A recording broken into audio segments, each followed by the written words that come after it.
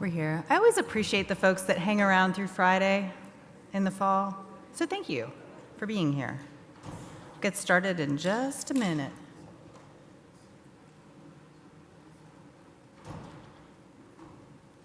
Waiting for the clock to turn over. And oh man, the lights, here they come.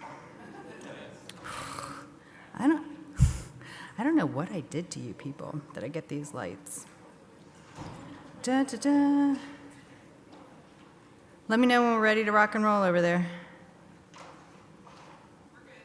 We're good? Oh, looks like it's 9 o'clock. All right, folks. Woo! That's right. Welcome to ARIN 56 Halloween edition. Day 2. Here we go.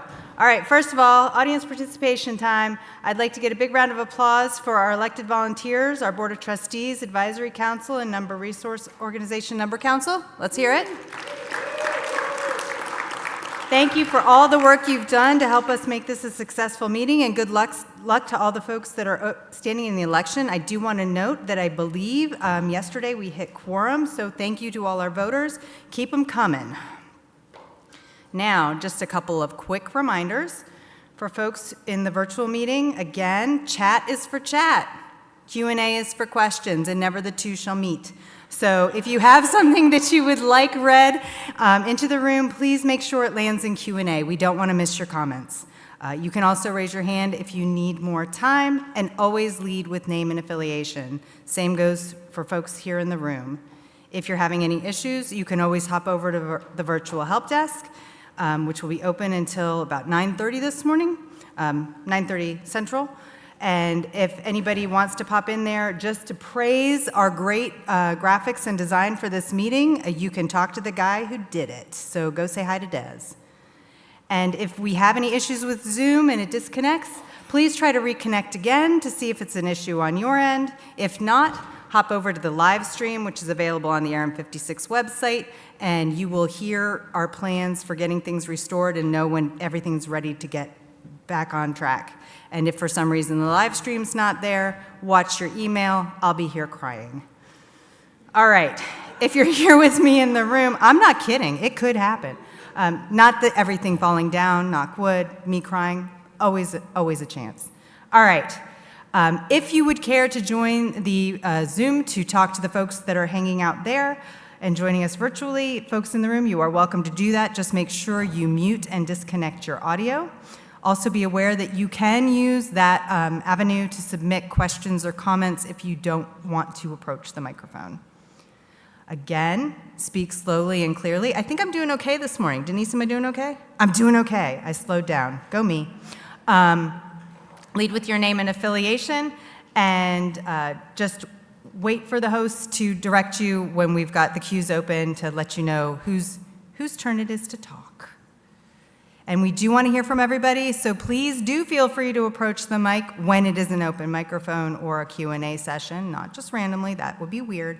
And if you have already approached the microphone, make sure to wait until everybody who is coming up has had a chance to come up before you come back, if you don't mind. If you haven't found the Wi-Fi yet, I'm really sorry. Hopefully you've got that figured out. If you haven't, ask the registration desk and they'll get you set up. We do have the slides and recording available to you through the meeting website. They're right there on our meeting materials page. The live transcript and video are on the transcript page, easy to find. Go to ARIN 56, hit the red button below the yellow button, and there you go. If you are having trouble either here in the room, I think I need to see the eye doctor again based on what's happening here, but if you're having trouble reading from the screen or reading things in the Zoom, you can always open the presentations directly on your laptop or whatever device you're using and follow along from there. All right, so what are we doing this morning?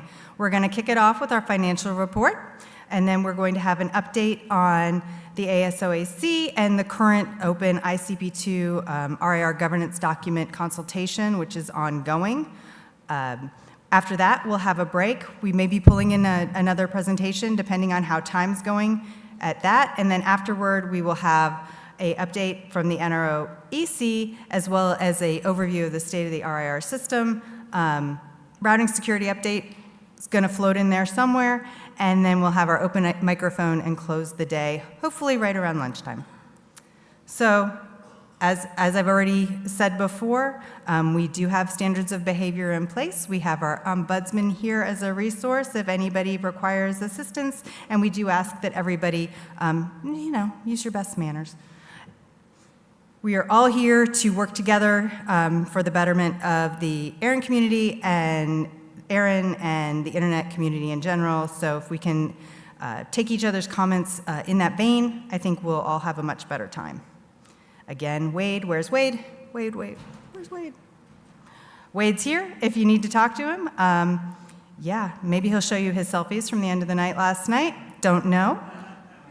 ARIN elections are open, as I mentioned, so if you haven't cast your ballot yet and you're a voting contact, please do so. Make sure that happens before November 7th at 7 p.m. Eastern. And before we go to this, did everybody have fun at the social last night? In honor of owning your mistakes, I apologize to everybody who I misled about when you would get the directions to find your way into the stadium. That being said, I saw a lot of you there, so I think it worked out okay. I'll try to make sure I have my notes in order next time and don't cause any more confusion than necessary. I hope everybody got a chance to step out on the field, got their football cards. I know I love mine, and had a great time. And thank you so much for being part of that.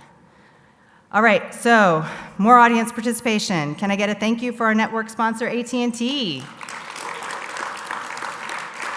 We cannot do this meeting without a network, so thank you to them. Thank you to our platinum sponsor, AWS. Keep those applause coming. Thank you, Alistair.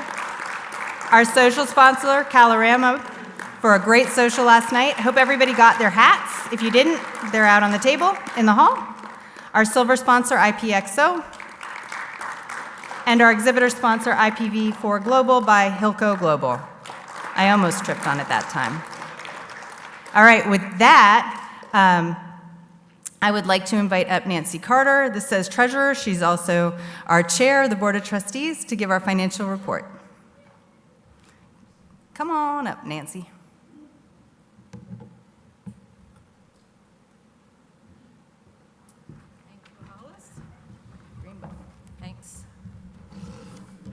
Good morning. Wonderful to see. Thank you. Good. It's wonderful to see all of you here in Texas, and apologies for those of you online. It's a beautiful day here in Texas. And happy Halloween. No, you're supposed to sound more excited than that. Yes. Thank you. Ooh. Thank you. I may have a Halloween joke for you later. So we're finally at the moment everyone's been waiting for since our last get-together. The ARIN Treasurer's Report is on the last day of the Public Policy and Members meeting this time, which ensures that the financial update is scheduled after some of the other organizational updates and policy discussions. So I know that so many of you are interested in hearing about our finances. First of all, I want to extend my sincere thanks to my fellow board members and the ARIN staff for their essential support in my capacity as treasurer. I'm especially grateful to the Financial Services Department for their dedicated work in generating and enhancing valuable financial reports. My appreciation also goes to Brian and the entire FSD team for their ongoing contributions. The commitment and assistance provided by both the team and Alyssa have been instrumental in enabling me to fulfill my responsibilities as treasurer effectively. I'm going to get emotional here because I think this might be my last treasurer's report. So today, I'm going to, am I going the wrong way? There we go. I'm going to update you on the activities of the Finance Committee since last April. I will review ARIN's financial performance, including revenue and expense highlights. I'm going to provide details of the investment portfolio and then look at our financial position.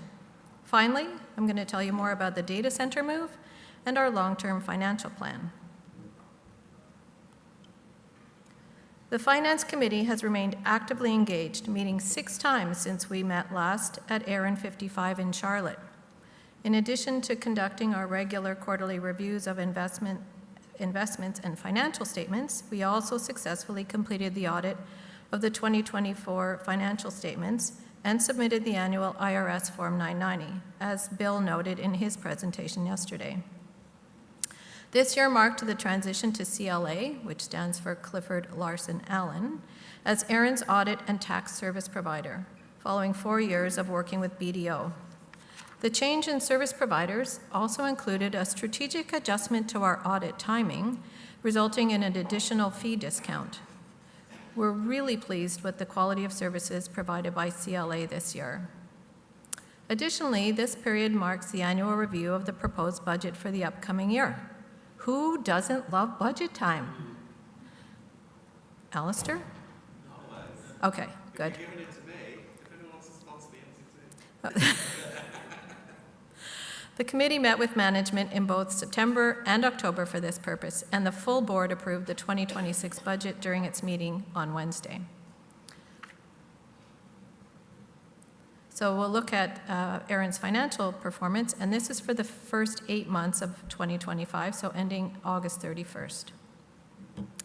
At the end of August, ARIN reported $20.1 million in revenues and $19.9 million in operating expenses, resulting in an operating surplus of $0.2 million. Additionally, ARIN recorded $2.4 million in investment income for the period ending August 31st of this year. So we'll dive into revenues. Here are the revenue figures for the first 8 months of 2025. First off, revenues are slightly ahead of budget. Our annual renewal revenues for IPv4, IPv6, and ASN total $18.1 million, which is $70,000 above budget. Other revenue sources earnings are $2 million, of which the combined recipient and source transfer fees contribute $1.1 million. Fees earned on new or initial resource fees are approximately $400,000, surpassing budget, and earnings from org creates and recoveries, Premier Support Plan, qualified facilitators, and contributions was about $500,000. So we're going to take a deeper look at the ARIN Registration Services Plan customer counts that drive the annual renewal revenues. Registration Services Plan, or RSP, customer counts grew to 24,570 on October 1st. This is a 1.7% increase in total customers in 2025. Over that same period, the RSP total annual revenue run rate increased just over $800,000. This is a 2.9% increase. There are a total of 11 different Registration Services Plan, or RSP, customer categories. 4 of those are small categories. The 4 small-level RSP categories have a total of about 23,000 accounts. This is 93.5% of all the RSP accounts. Combined, these accounts have grown by 1.7% since the beginning of the year. From a revenue run rate perspective, these small RSP categories generate total revenue of $14 million. That's 49% of the total RSP revenues. And combined, revenues from these accounts have grown by 1.3% since the beginning of the year. In addition to the 4 small RSP categories, there are 7 RSP categories that run from medium to 5x large. These 7 RSP categories have a total of 1,607 accounts. That's 6.5% of all the RSP accounts. Like the small RSP categories combined, these accounts have grown by 1.7% since the beginning of the year. But from a revenue run rate perspective, these 7 RSP categories generate total revenue of $14.5 million. So that's 51% of the total RSP revenues. And combined, revenues from these accounts have grown also by 4.5% since the beginning of the year. So typically, FSD has all this information on one slide, and it's really interesting. I found it really interesting. First of all, when we put it on 2 slides, you can read it. And second, it's interesting to see the division of revenue versus number of accounts. So we'll move on to ARIN's operating expenses. I mentioned earlier that total operating expenses are $19.9 million through August, which is 3.7% below budget. When reviewing ARIN's operating expenses, it's essential to begin with salaries and benefits. which totaled $12.9 million and comprised nearly 65% of overall expenditures.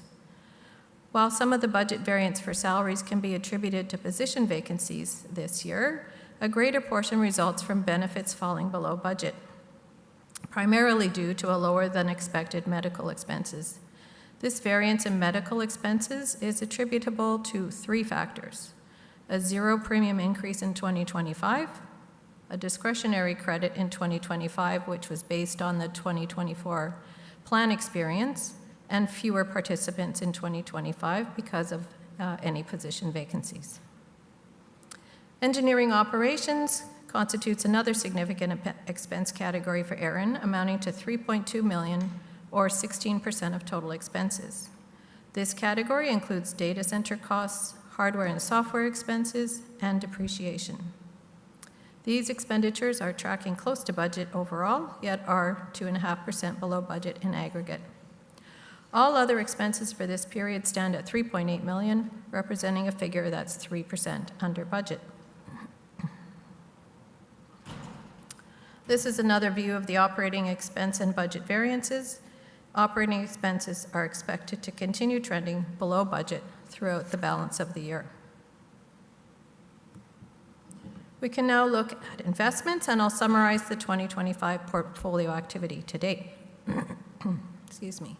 The market is doing well again this year, which has resulted in the ARIN Long-Term Investment Fund realizing a year-to-date 7% return.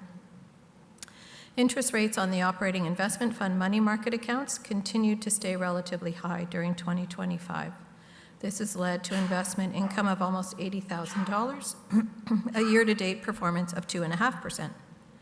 And as expected and budgeted, withdrawals were made from this fund during the year.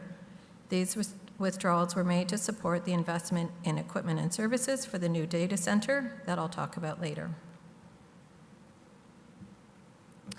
This chart gives you a view of the long-term investment fund since 2019.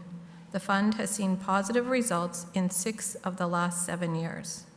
In total, these investments have grown 35% during the period shown on the chart. In the first quarter of each year, the Finance Committee meets with our investment advisor to review the allocation of the investments across available investment classes. The ARIN investment allocations remain relatively conservative, with the majority of our investments in money market and other fixed income investment funds. Looking at the operating investment fund, this chart shows the changes to the fund mentioned earlier. Additional transfers are expected during 2025, but will be less than budgeted. Just a reminder of our operating reserve program. Our target reserve is defined as 9 months of annual budget expenditures. For 2025, that target is $24.7 million. One purpose of the ARIN investments is to fund the desired target reserve. At the end of August, the investment balance of $37.1 million exceeded the target reserve by $12.4 million. And we'll move to financial position. ARIN's financial position continues to be both strong and consistent with prior periods. The increase in other assets was driven by equipment purchases necessary for the new data center. And in other business, the data center move continues to be on time and on budget, with equipment purchases comprising 76% of the budget. My final slide is a reminder of the commitment the Board of Trustees made to a balanced budget by 2030, meaning that we plan to manage through a few years of negative net budget positions, and there's been no change to that plan. We continue to focus on spending discipline and reasonable management of registration service plan price increases to achieve a balanced budget by 2030. And that's a wrap. Thank you. Happy to answer any questions. Thank you, Nancy. All right, you heard it. The microphones are open, so if you have any questions for Nancy about the financial report, please feel free to approach the mic and/or start typing in Q&A. Give it just a moment. Nothing? No questions. Nancy, you're so thorough. Good, so I have a joke then. Go for it. Why do ghosts love elevators? It lifts their spirits. And now I have I have an accounting joke, accounting Halloween joke. Who knew you could do that?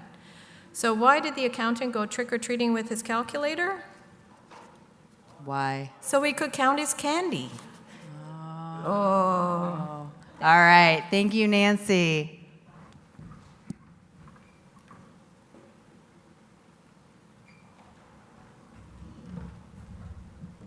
Awesome.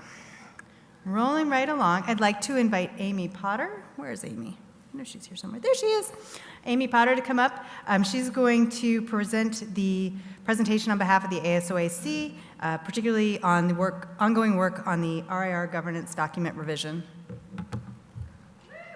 Come on down.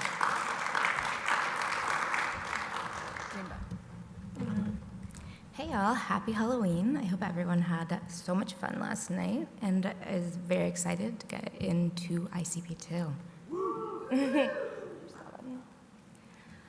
All right, so I am here on behalf of the ASOAC. The ASOAC is the Address Supporting Organization Advisory Council. We were formed to advise ICANN on Internet Number Resource Policy. There should be 15 members of the ASOAC. Now, the sort of confusing bit here, yesterday you saw candidate speeches for members of the NRO EC. The NRO EC is the Number Resource Organization Number Council. They fulfill the role of the ASOAC. So same group of people, two different names. Don't stress out about it. Just know that whoever you all elect for the open seat that we have for the NRO EC will come and join the rest of us to fulfill our work on the ASOAC. Sound good? All right.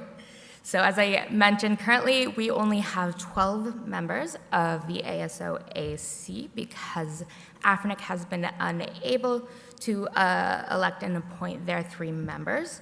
Although with the formation of the new AFRINIC board, it looks like we will, fingers crossed, have at least 1 new member from the AFRINIC community coming to join us soon, which we are very excited about. So what is it that we do? We advise ICANN on global number resource policies. So yesterday we were talking about regional policies. Global policies impact how the IANA functions operator distributes space to the RIRs, right? So it's just sort of one level up from what we were talking about yesterday, right? In addition to that, the ASOAC also appoints 2 members of the ICANN board and 1 member of the ICANN NOMCOM. We are also currently working on a revision to ICP2, which we'll get into now. I know that's why you all came here this week, so thank you very much. All right. Oh, and here are all of our lovely pictures. We look forward to very soon having 3 more photos up there. Also, while those photos are up here, Nick Nugent is unable to join us this week because he is at the meeting in ICANN, but he is completing his 3rd year on the ASOAC, and I just wanted to formally thank him for all of the work that he has done. He has been such a great contributor, and we've been so lucky to have him.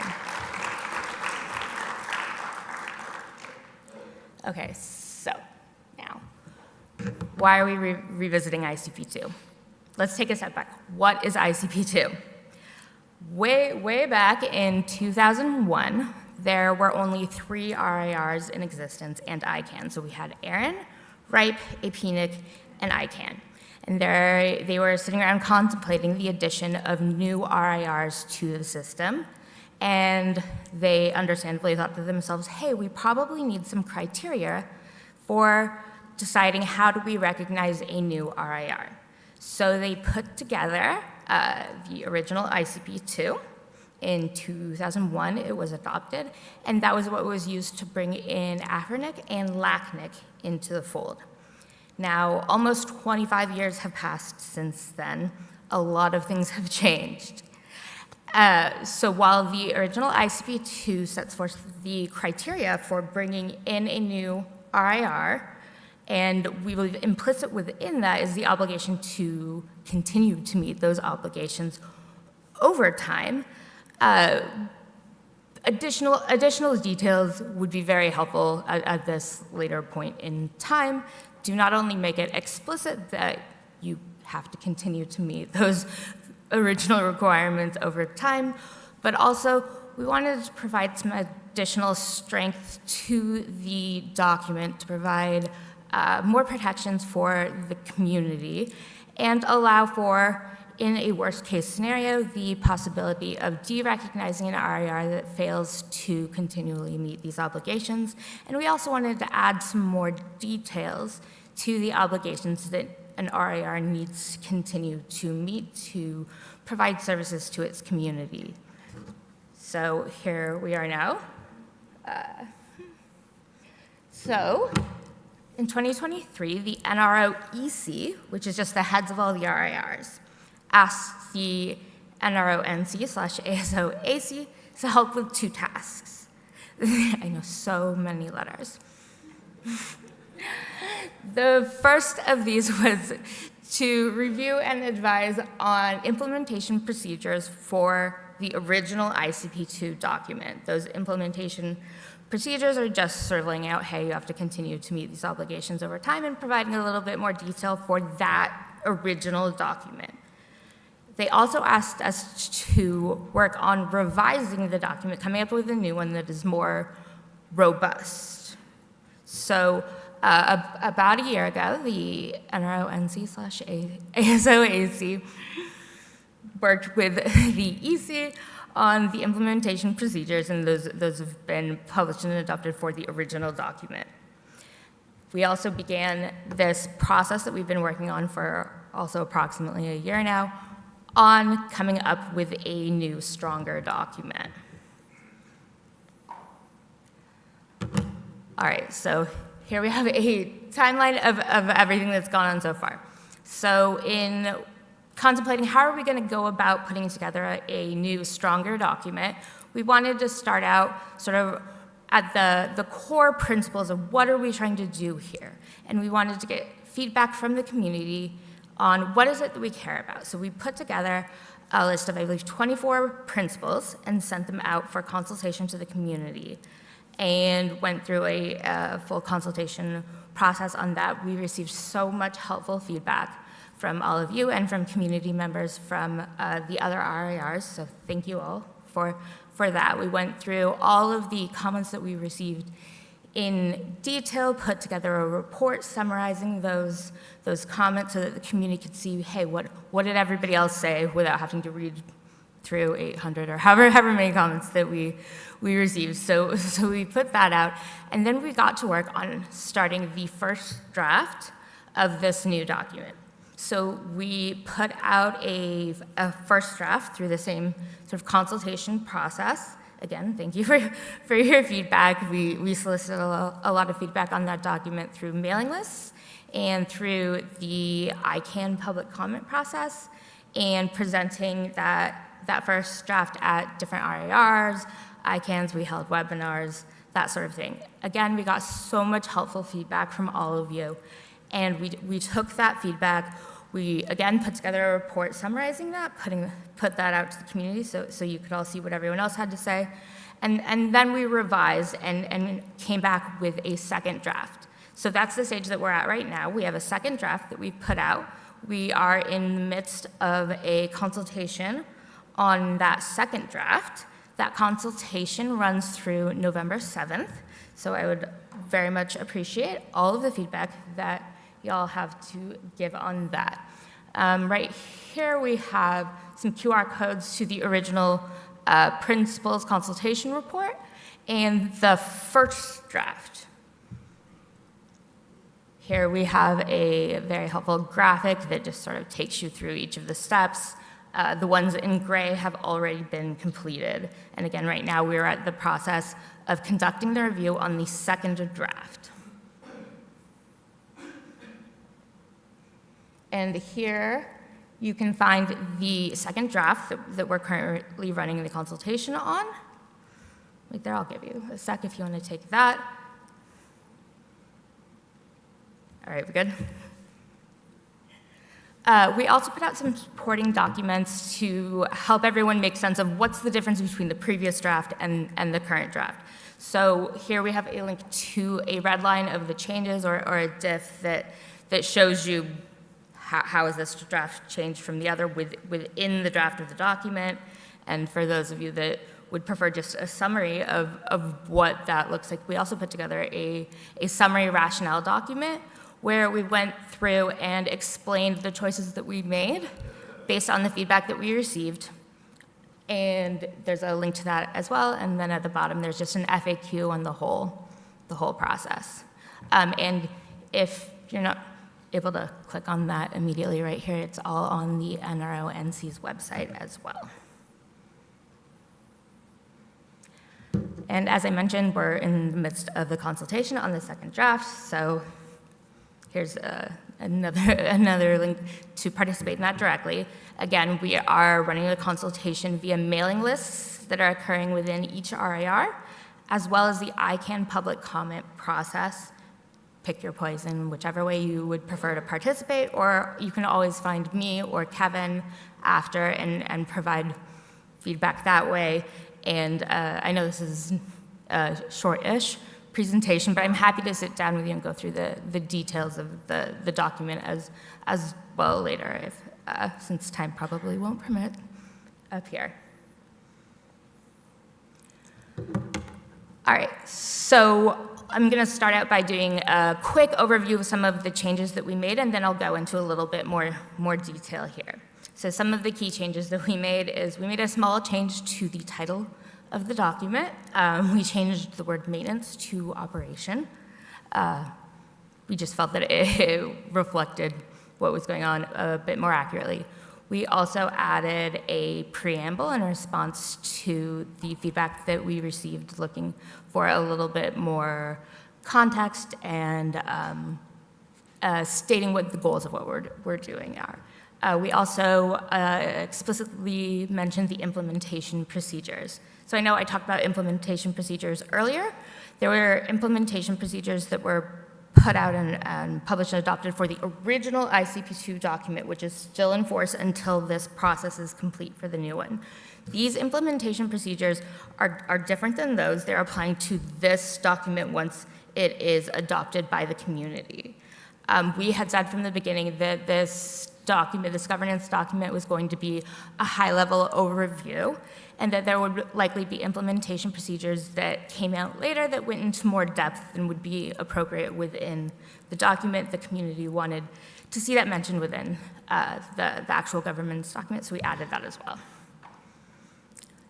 We also added some additional protections within the recognition and derecognition sections. We made some additions to the audits, which I'll get into that in more detail. And we also added an emergency continuity process. All right.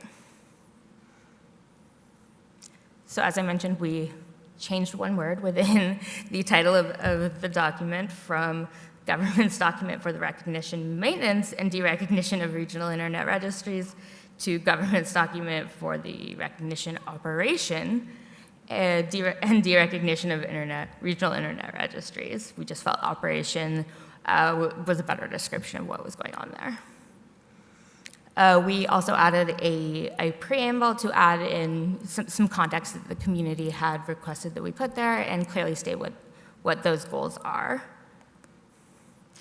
We, as I mentioned, so the implementation procedures for this document that's going through this process, we explicitly mentioned those within this document. And in response to the community feedback, we also made it clear that the implementation procedures that will be jointly created by the RIRs and ICANN, they can't contradict the terms of the governance document. They can't override it. We just wanted to make it very, very clear that they couldn't come around and then undo what the community consultation process produced. It's really just adding additional details and allowing the flexibility for implementing things in a way that makes sense given what's going on at the time. So if they need to change the emergency operator or auditor or something like that, they can go ahead and do that without being tied down in too much detail within this document. All right, so now we'll get into the more detailed explanation of some of the changes that we made. So we received feedback from the community that during the recognition process, the community wanted the ability for a new RIR to be recognized without unanimous support from all of the RIRs. They were concerned that there might be some sort of gamesmanship or something like that. So what we did is we put together a more sort of robust mechanism throughout the recognition process. So say you want to start up a new RIR. The candidate RIR will go ahead and submit a proposal to the other RIRs and ICANN to be recognized. They're going to lay out why they qualify, all of that. The first step is it goes to the other RIRs. The other RIRs will independently review the proposal and make their own recommendations about whether or not to allow the new candidate RIR into the system and to recognize them. If everyone unanimously agrees, great, wonderful, it goes on to ICANN. Then if ICANN agrees, wonderful, welcome to the RIR world. If, however, there is not unanimous support during the first step where the RIRs are reviewing the proposal, then it gets rejected. But the candidate RIR has essentially an appeals process, right? So they can file an objection with ICANN. ICANN will appoint an independent third party to review not just their proposal for recognition, but also the decisions made by each of the RIRs, which will be published so that everyone will have transparency into what's going on with that decision-making situation. The independent third party will publish a report of its findings, and then from there, if only one of the other RIRs has recommended to not allow the candidate RIR into the system, then that candidate RIR has the option to essentially object again. And if the independent third party found that the reason why that one holdout RIR was holding out was due to a material error of fact or just inadequate justification, the mechanism allows the candidate RIR to come into the fold and join anyway if there's just one holdout. Make sense? And it's a little complicated. All right, we also made some changes to the derecognition process. We wanted to make sure that that was as fair as possible. It's such an extreme thing to do, right, to derecognize an RIR. We already have a presumption of rehabilitation for that RIR, so it's not a real quick process. But if an RIR is going to be derecognized, first there's going to be a proposal to derecognize, and that proposal now has minimum requirements that are set out so that there aren't spurious attacks, right? So that within that proposal, they have to set out all of the reasons why the RIR should be derecognized, and they have to point to within the governance document, what are they not complying with? And then at that point, the impacted RIR has the right to respond publicly, and each step of this is published along the way so that the community can see what happens. So the impacted RIR can then publish their own response to all of the reasons that were set out for their derecognition. And ICANN is also publishing its decision along this path. We thought it was really important to have transparency within there, and also a stronger mechanism for any RIR that's being proposed to be derecognized to really have the right to, state all of the reasons why they should not be derecognized, and that the community would have a chance to see everything that's going on there. We also made some changes to the thresholds for derecognizing an RIR. Okay, so at the very first step of derecognizing an RIR, there are 3 entities that can submit a request to derecognize another RIR. It can either be one or a group of the other RIRs. It can be ICANN, or it can be a group of the members of the impacted RIR.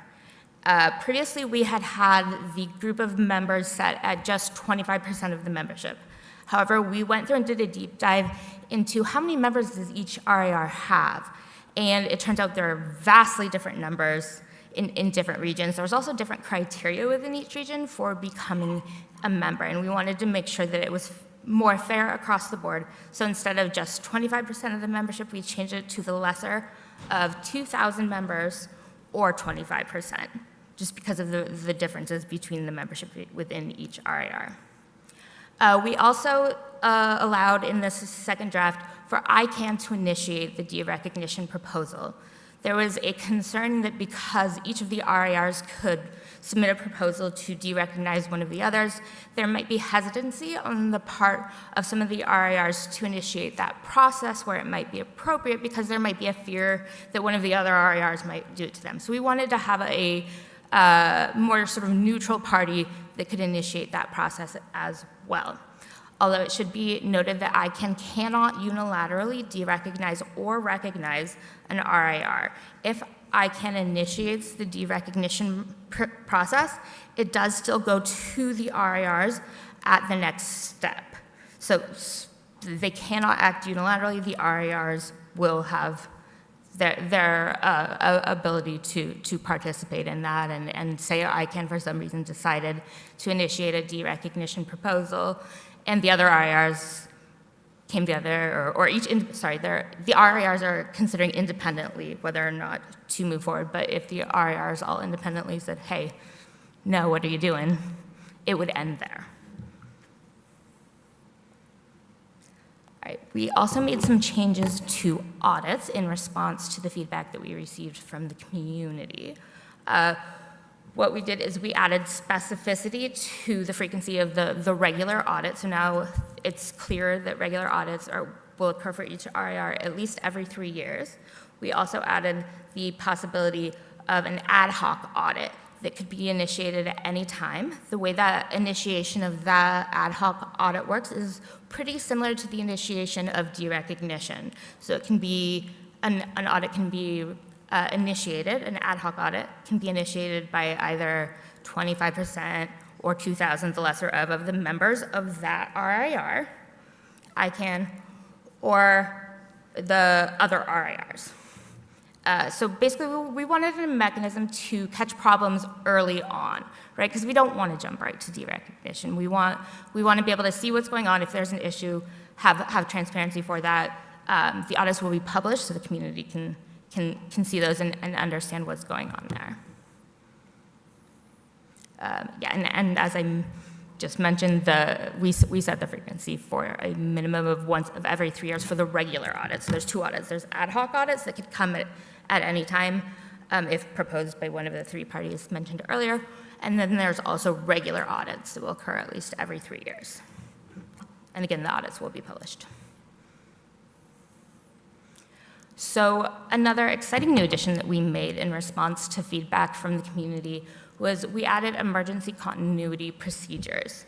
So there was a concern that, hey, yes, we have this derecognition process of if an RIR is not complying with its obligations and not serving its community, but what if something happens really rapidly that we need to respond to, right? What if there's a war? What if there's a natural disaster or something like that, where someone else needs to step in to make sure that the impacted community continues to receive the services of an RIR, but just for a temporary period of time. This is not the same thing as a derecognition. It's just a temporary step in case there's some sort of an emergency that occurs to ensure that region continues to be served. What it requires unanimous agreement from all of the other RIRs and ICANN, because we don't want this to be weaponized, obviously. And it's time limited, so it lasts for 90 days. It can be renewed for an additional 90 days, But if you renew it, it has to go through all of the same steps to start the emergency continuity procedures in the first place. So what happens if we need to start an emergency continuity protections? So first, ICANN has to publish a rationale and the scope of the emergency continuity and initiate a community engagement process as soon as possible. As I mentioned, it cannot exceed 90 days unless it's renewed. And following the close of that emergency continuity process where somebody else is coming in and stepping in, there's going to be a post-mortem review of what happened, what were the lessons learned from that experience, and all of that will be published for the community so everyone knows what's going on and there's transparency there. But we received a lot of feedback in the previous round that people wanted additional strength there just in case some sort of force majeure event occurs. So we also had some miscellaneous additional changes to rectification or amendment of this document. So each amendment to the document needs to specify a grace period. And there are sort of two different grace periods that will apply. Once this document goes through this entire process and it replaces ICP2 for the first time, there'll be a 3-year grace period for all of the RIRs to get to a place where they're able to comply with the document. If in the future everyone comes together and decides, hey, we forgot this one thing, we need to make a change, we need to make an amendment here, then that amendment will need to specify what the grace period will be for RIRs to come into compliance with that, because we don't want to end up in a situation where changes are made and then all of a sudden everyone's out of compliance and could be forced into derecognition or something like that. We want to give everyone a reasonable period of time to get into shape for any changes. We also added a dispute resolution mechanism to Section 4.1. Section 4.1 of the document lays out what are all of the ongoing operational requirements that an RIR has to continue to meet over time. We did this in response to community feedback. It just ensures that every RIR has to have a dispute mechanism for their own members. So this is about the relationship between the members and the members' RIR. And it has to have a fair and effective adjudicative mechanism for members to enforce their rights against the RIRs. So we added that as well. We also added just an explicit statement that ICANN and the RIRs will act in good faith and fair dealing under the governance document. We did this again in response to community feedback. I think people were concerned that there would be some sort of gamesmanship, so we decided to explicitly state everyone that's the subject to this governance document will participate in good faith and fair dealing. And any actions that will be undertaken will be done promptly and within a reasonable time frame, just to make sure everyone's participating under the document in the way that's intended. So again, we are going through a consultation on the second draft. That consultation ends November 7th. Please participate, give us your feedback. All of the feedback that we've received so far has been so helpful and really shaped the direction that this document has taken. So we really appreciate all of that work that y'all have done in reviewing and giving us feedback, and we'd love to hear from you again. So yeah, please please participate there. Again, you can participate on mailing list discussions that we have for each RIR, or you can participate via the ICANN public comment process. And we really do take the time to go through every single comment. The NRO EC/ASO AC will be meeting in a couple of weeks to go over all of the feedback that we received, discuss it, and then make any changes that come about from that. So thank y'all. Any questions? All right, microphones are open. So please do approach if you have questions or comments for Amy. Same with our virtual participants to join online. Thank you. Lee Howard, unaffiliated. Thank you very much. You guys are doing fantastic work. You know that I'm really impressed with how much work has gone into this and the document you've come up with so far. Part of the way you know that is I'm the only comment on the ARIN ICP2 mailing list in the last 3 months. Two things. One quick question for you, or I guess note for you, is early in your slides you had a link to the current draft. It's actually not the current draft. It links to the one in April, so you have to go. So there are two, hold on, how do I go back here? Apologies, that was lack of clarity on my part. Here, let me pull up the, I know, you're going all the way back to the very beginning. oh, you can keep talking while I'm, So that was my first question, is it wasn't immediately obvious for me how to get to the current version of the draft document. But I finally got there, and I found and that's when I found all the changes you were talking about. that's the red line of changes, rationale. I think it was. And there's the current document. The earlier slide had the previous. Had the previous document. Okay, so I was clicking from the wrong slide. Thank you. So the second question is not for you. It's probably for John Curran, which is at some point I think we probably need to hear from ARIN about how we need some discussion about how this is going to affect our region and the implementation in our region. In particular, I note that what made me think of it in particular was when you said there's a threshold of 25% of members or 2,000 members, and I realized there's 3 different kinds of members in the ARIN region, and I don't know which one we're talking about. Thank you. I can also go through the text of the document with you a little bit later. I don't have it in front of me right now, but I believe it does specify within there. I think it's voting members, but I need to double check that. Yeah, nice CJC. Good morning. So as it turns out, because this consultation is open through November 7th, we're not actually right now focused on what the implications are for ARIN. I've been briefing the board trustees themselves have been watching this process, but we are going to wait until the NRO NC, the ASO AC, has a chance to take this round's comments and produce what is, quote, the final. Now, how final that is, if it has minor changes, it's probably final. If it has major changes, they may want to go back out to the community. That's why Amy's slide, when it shows the timeline, you'll know it's very specific until it gets to the next few blocks. We need to see what happens to know to be determined and quarters there.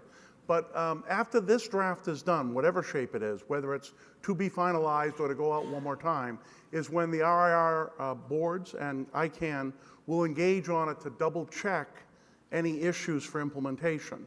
Now, a lot of the little details, like how will we interpret members, okay, we'll do, and that will be something that we'll generate as a board and publish to the people and say, this is how this applies to ARIN.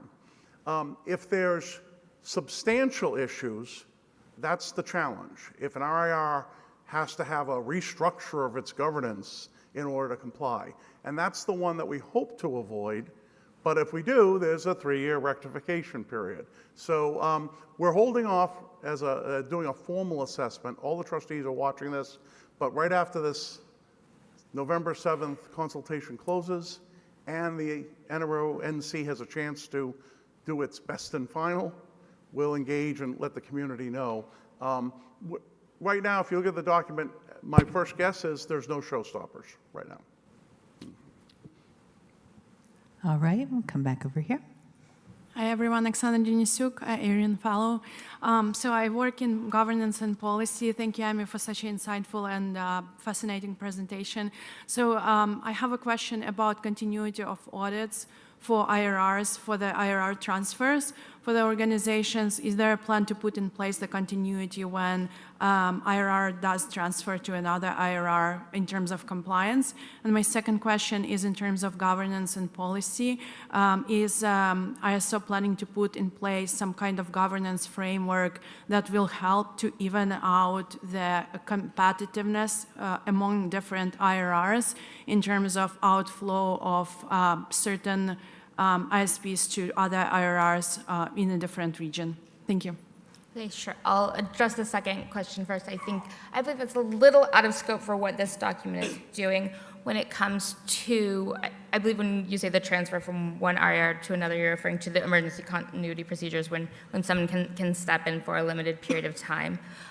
During that process, there is, as soon as possible after it's started, there'll be a consultation and review of that, and then also after the 90-day period has occurred, there'll be a post-mortem review where they look into the effectiveness, any issues that came up, and that sort of thing. And about the audits? So it's not framed as specifically an audit within that, but it's a similar type of process. Thank you. Thank you. I think we'll come across. Hello, Caitlin Pellick with Amazon Web Services. I did have just one question about the ad hoc audits. I know you mentioned that that is a certain percentage of the members of the RIR, and I'm assuming that this is the truth, but I just wanted to clarify that you mean of that RIR, like, Yeah, it can't be yes. the members of a different RIR requesting an ad hoc audit. Yeah, so the ARIN members could not initiate an audit of a different RIR, but either the lesser of 25% or 2,000 members of ARIN could initiate an audit of ARIN, for example. Thank you. Great, thank you. Come back over. Luhan from Larus Limited. I've got a few observations on this document and during the whole commoning process. First of all, me and a lot of people I talked to, we were advocating for the number probabilities. And that comment has been continuously disregarded by some of the NCs as it's a policy issue of the IR. It's not in the ICP2. So on that front, I believe that should be recognized that it is the community decide what should be in the document. It is not for the NC to educate people that this should be in the policy or that should be not be in the ICP2. If a global community thinks the rights to your numbers is extremely important, and if there's potential changes in the governance or the policy that might negatively affect you, and you should have the right to move another IR, then that should be in ICP2. It should not just be in the policy document of that particular IR, because that's exactly the reason why we need to have the number probability, because you might not like the policy in this region, and you need to have the ability to leave. And this is also good for good stability and all sorts of reasons, but the most important thing I want to comment here is it's not for the ASO, AC, or the Number Resource Organization, NC, to the position to decide if this belongs to the IR policy or it's belongs to the ICP2 document. If the community wants it, we should put it. And number two is I did not see a specific clause allows the members directly remove the board of IRs in case things goes wrong. And the process of recognizing an IR or de-recognize an IR is entirely done at a very high level and require massive support of the members to a point which is practically impossible. Let's say 25% of the RIPE members, we're talking about 5,000 independent organizations across a continent of half the planet. That practically impossible for any group of members with discontent to find that much support and to go on things if things goes really bad really quickly. If the ICP, the initial of ICP2, let's address the elephant here, I probably one of the primary reasons this review was started in the first place, then we need to have a solution. We need to have the member, their rights to be protected in the first place really quickly, not asking them to go across the continent and finding 5,000 organizations supporting them, which is practically impossibility. So I believe this document still needs a lot of work. And at its core is we need at least some contingency plans of protect members' rights, and which of that core is a number probability. If an escalation was unavoidable, if a group of members wasn't particularly happy about the IR, which happened in the past, just a couple years ago when the war of Ukraine and Russia goes on, a huge group of Ukrainians come to the RIPE meeting, require locked down to their resources, and that was only done nearly 12 months later. And are you guys suggesting really for those Ukrainians go after to find 5,000 organizations to support them in order to have their voice heard? No. Things like that need swift action. And one of the best way to solve this is allow members to move to another IR if so required. Whether it's policy dispute, whether it's a contractual obligation the member not feel satisfied with. And then allows new IRs to be established without this very strict requirement that IR need to be anonymously, almost anonymously. Yes, that would back down a little bit. ICANN can have a third party, but that's also another practically impossibility task. There's no reasonable organization without billions of dollars will be able to go through that process, practically speaking. So we will need to allow new IR came up, encourage competitions, improve service qualities, so that we will have a healthy ecosystem, not constrained by a small garden of people, and we will have a more flourishing internet and more freedom of the future. Thank you. Thank you. Do we have any more questions or comments before we close the microphones? Lee Howard, unaffiliated. I do think that Lu Heng's impassioned plea has certainly some merit in terms of, in particular, I've also had some concerns about the timeliness of responsiveness in the various parts of the document. I have not mentioned that before because I haven't thought of a better way to do it, honestly. As far as number portability, though, that seems like an entirely new policy that could go through the global policy process, which would be facilitated by the ASOEC, but to me that seems like it is outside of the scope of this document.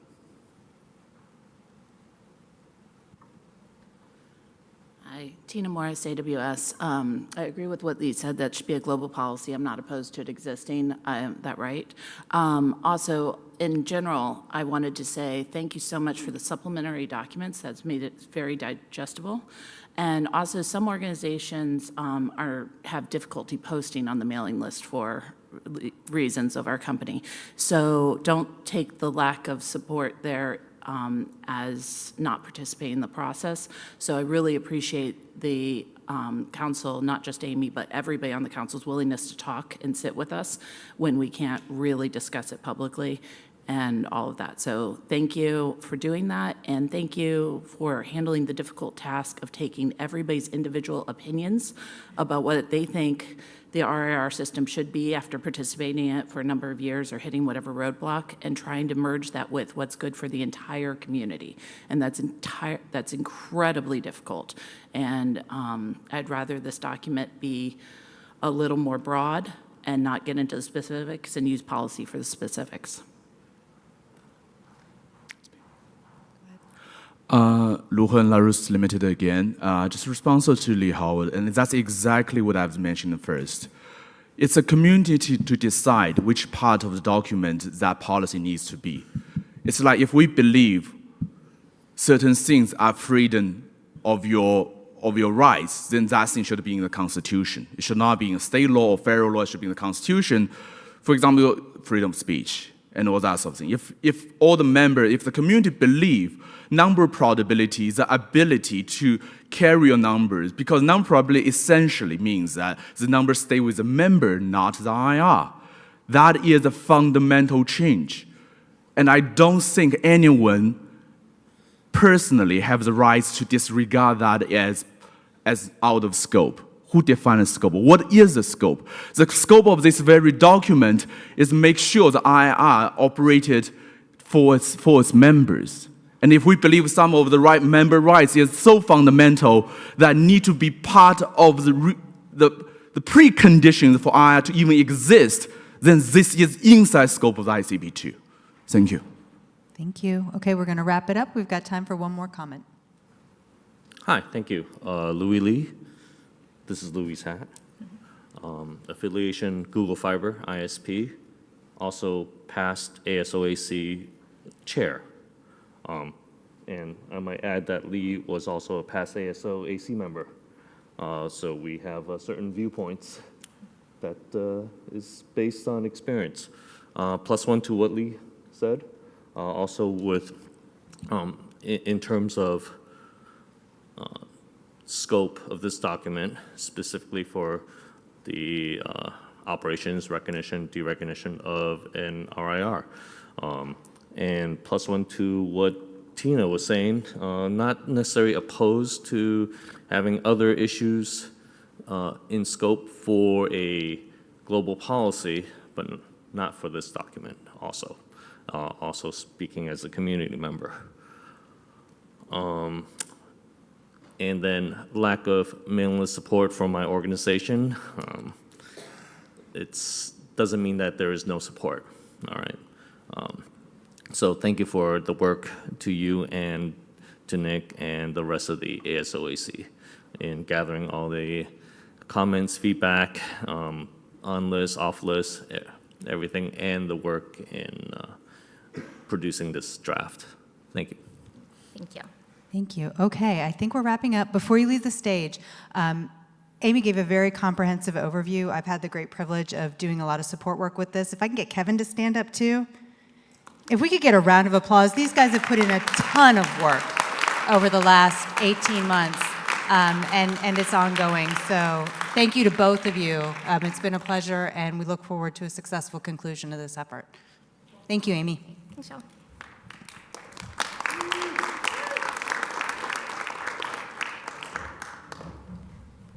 All right, we're going to scurry on ahead. As you may note, if you looked at the agenda, we pulled forward directory services from yesterday, and it is a little bit after 10, which leaves us with the gaping hole before break. Pause.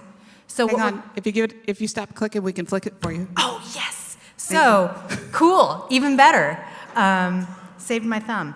Anyway, in light of that, we're going to go ahead and move forward our routing security update with Brad Gorman, our Director of Customer Technical Services. And come on down, Brad.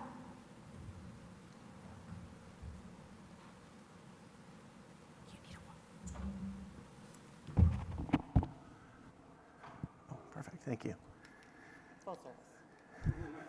Thank you, Hollis, and thank you for pulling me forward. I always like going before lunch than after, but so I'm Brad Gorman, Director of Customer Technical Services, but I'm also the responsible product owner for RPKI, IRR, the routing security services that are important to the internet today and moving forward in the future. So I'm going to be talking about that today.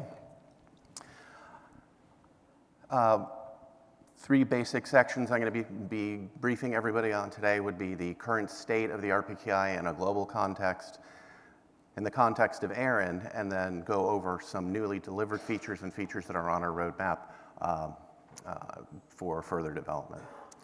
So what does it look like in the world today? The key factor or measurement of how RPKI is functioning and the performance today is the global validity state. And over the last couple of years, there's been increase in validity, which means not only are the resources that are being announced are visible, but they are also covered by route origin authorizations or ROAs. And that key validity state is what is used for the main feature that is available today in RPKI, that operators or network operators can use this information to build a more robust and more informed policy for their internet-connected devices. Now, the numbers have, yes, been increasing, and both IPv4 and IPv6 passed a 50% threshold in the last 18 months. IPv6 in the end of 2023 and during 2024 was when IPv4 did. So there's a incremental growth. But what we can see is that as we've been successful in getting people to perform, cover their resources for RPKI in their ROAs, which makes RPKI better, we're now looking at the possibility of it leveling off. Now, what does that mean? It means that we've hit the low-hanging fruit. That low-hanging fruit are the organizations with the largest blocks of resources that are being announced today. And that's important because it is added that benefit, that feature, the capability of what RPKI promises, but we're at a more difficult point. There are still a lot of resources on the network or on the internet today, but they are they've been allocated to smaller organizations. Now, do those smaller organizations know why they need to do RPKI?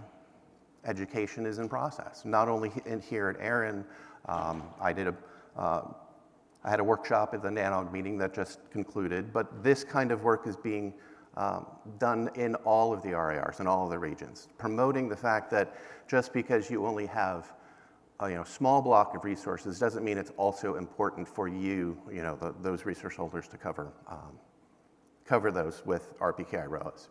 So it is now the harder process, the longer term, the getting the message out far to the edge of, hey, this is important for everyone. It's a global context that needs to be fixed, and we're all part of that global community, so education continues. So within ARIN, what we've seen is a pretty steady growth in our organizations within our region signing up and performing RPKI services, whether that's just joining, but as a just general group and forward progress of making it happen, we've seen that over the last 5 years. It's pretty consistent. And the numbers that we had available prior to coming to the meeting here at the end of September is we are pretty much on track to meet and exceed the number of organizations, the growth that we had in 2024. We're going to meet or exceed that in 2025. So within ARIN, where there are 3 basic services that we have to offer for RPKI. There's a hosted service, there is a delegated service, and then there is a repository publication service. And I'll go through the 3 really quickly. For many of us, they might be familiar with them. But the hosted RPKI service, which is broadly offered by all of the RIRs, is where the registry performs a certificate authority process. We are the ones that can authoritatively say, hey, these IPs have been allocated to this organization, to these people. So in the RIR context of hosted RPKI services, we run that certificate authority, but we also maintain and publish the repository of information that's associated with those ROAs, the real components of how RPKI functions and what's necessary to make that feature set, that capability, the benefits of RPKI to function. ARIN also has tools that we've developed for people who use the hosted services. And it's really the simplest implementation of starting to use and even long-term use of RPKI, because the resource holder is only responsible for making statements about their resources themselves. There is no additional load or requirement put upon them to get started and continue using RPKI. Delegated RPKI is kind of the other side of that coin. For an organization that either has a requirement or the desire to maintain cryptographic control, they have an opportunity to run their own certificate authority. And that CA is responsible for the maintenance, making sure that the ROAs that have been created follow the same consistency checks that ARIN does with the purposes in a hosted organization, but they have that additional requirement of the maintenance and running and the publication of the RPKI repository. So there's a bit more that's associated with that, and really the recommendation would be for any organization that has a desire or need to make sure that there are additional technological or other human resources responsible and needed to perform that. So repository publication service is an offering that ARIN has that for those people who don't want to run a high availability repository, it is an option for them to choose for ARIN to maintain that repository. So these are the 3 capabilities that ARIN offers our members in order to sign up for, use, and run RPKI services. So within ARIN, we have over 7,600 organizations that have signed up for service. What that means is they have selected a button that says, please sign up for RPKI. We have healthy growth year over year, so that the message is getting out within region, and they're continuing to adopt and start the process of making the statements on their resources. But the breakout is pretty extreme. Most organizations, not only in ARIN but globally, will sign up or have signed up for hosted RPKI services. It's that ease of use, ease to get started, and ease of continually running and using RPKI services is why hosted has been really the most predominant use case of RPKI. In the delegated RPKI, the number of organizations that do use it, it's a very small percentage based, in ARIN numbers. But of those delegated customers, nearly half of them use the repository publication service. Get the hard part out of the way, and even, recommendation. It's probably, here's my opinion. Using the repository service makes it easier on you, so please take advantage of that, and take the opportunity to go through and use the work that ARIN has done for you to continue moving forward. Now, the key takeaway out of those numbers, or out of these numbers, is the fact that adoption of RPKI does continue to grow. What we're seeing, as I said before, is that the largest groups have signed up, and now it's the smaller organizations that we're moving forward with. So the continued education and understanding of what it does, how it works, how to use it, and the benefits, that message is still getting out, and people are interested, and that makes me, my peers, and other people in the RPKI community in general very happy that the progress is still being made.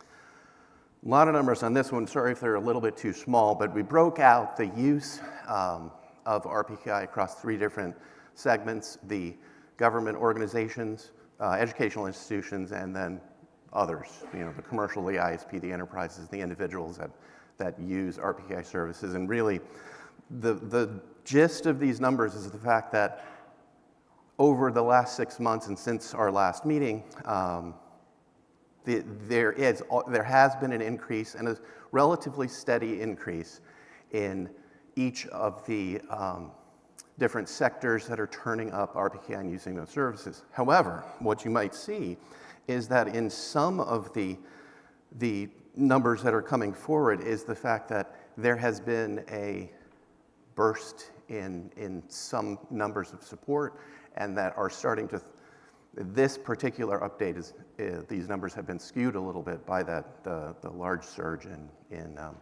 uptake. So across the region, yes, the USA and Canada are unfortunately way down at the bottom. But what that is really indicative of is there are many more organizations within Canada and the United States as a whole that need to or have signed up based on just sheer numbers of membership. And I'm still very pleased to see that within the Caribbean community there has been very good adoption. But that, in and itself, that is why the Canadian and US numbers look artificially small. Not that it would be great to see those numbers increase beyond where they've been since the last update. This is one of these charts that kind of has a larger impact on where some of these percentages have become. And we have seen a large increase in the number of resources that have now come under contract and are eligible to use RPKI services. And that alone has driven what looks like a plateau or even drop in the other coverage of RPKI services under ROAs, or the number of allocated resources that are being used or signed up for to use RPKI services. So as time goes on and larger blocks of IPs that have come under contract are now then or will then be covered under RPKI services or using them and put under ROAs, we're going to see some of these percentages really jump up. This is another case of the progress and hard work that people inside of the customer organization have been partaking in getting more organizations eligible by putting resources under contract, the US percentage dropped from roughly being in a situation where we're right next to Canada, the same amount of coverage. That's why we have actually dropped to below 50% of our resources, but that's indicative, like I said, of additional resources coming under contract since our last meeting.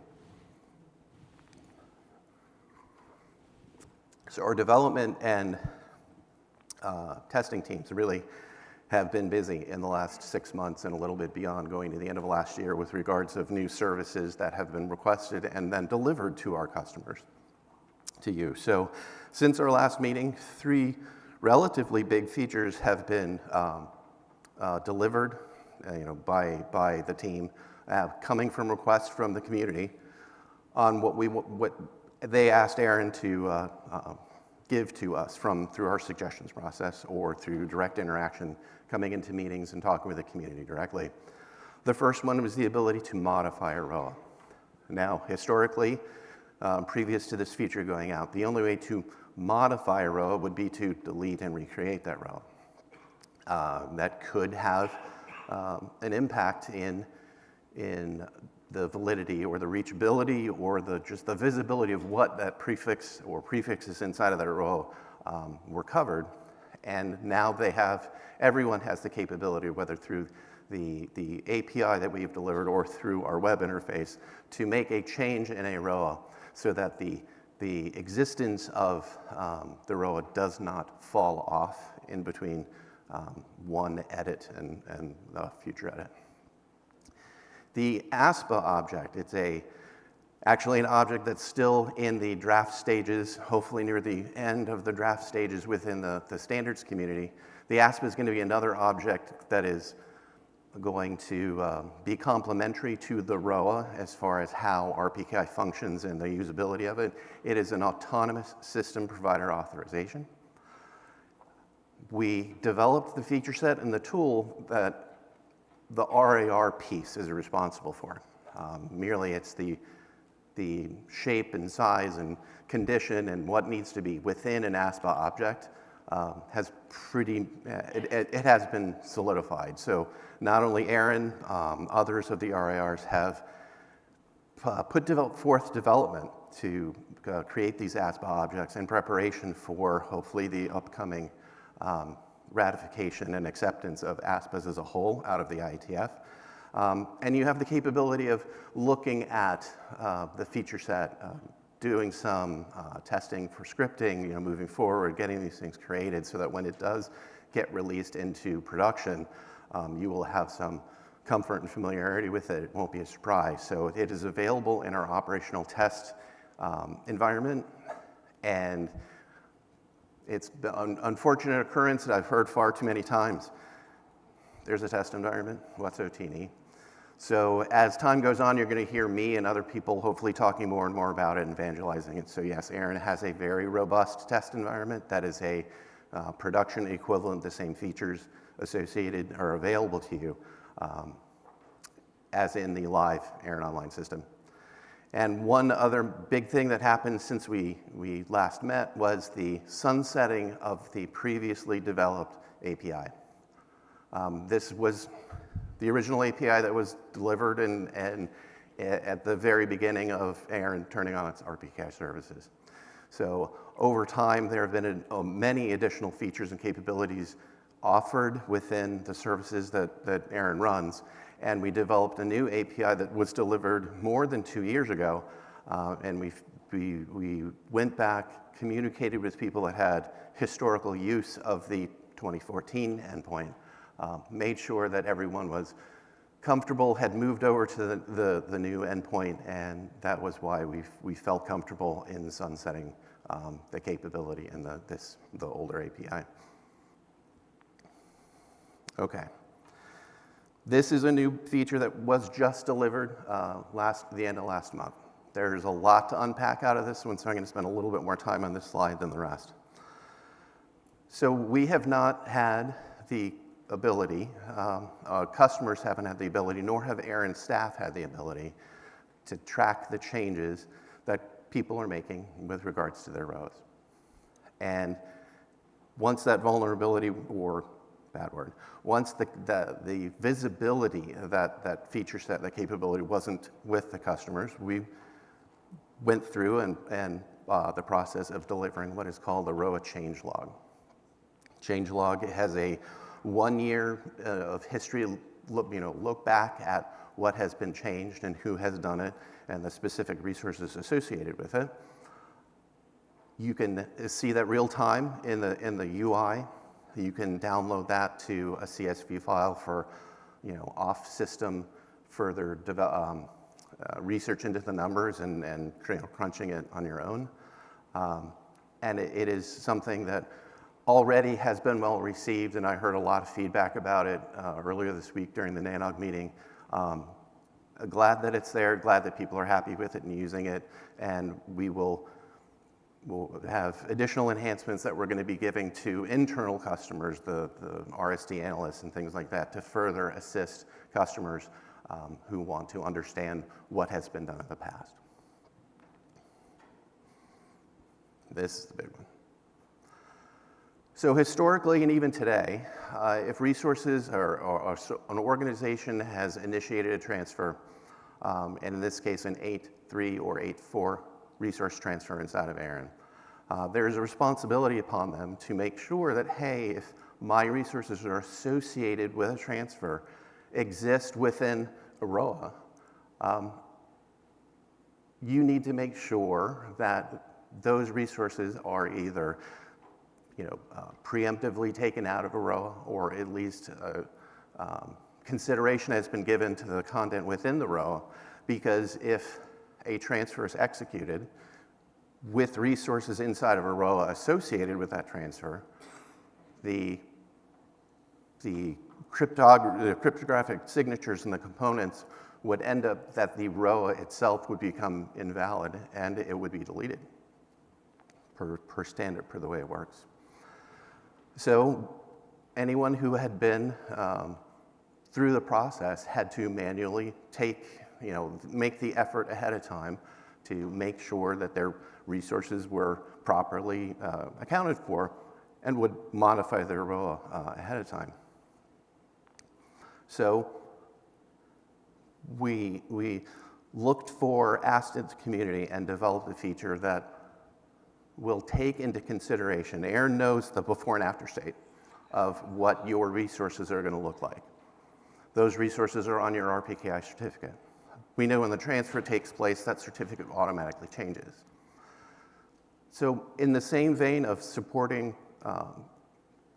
customers that have created ROAs that we auto-renew, we have developed the capability and the feature that ARIN will repackage a ROA at the execution of a transfer, so that if resources involved in that transfer had not been preemptively taken out or a new ROA had been generated, the sequence is that we will regenerate a ROA with the remaining resources that are on a resource certificate.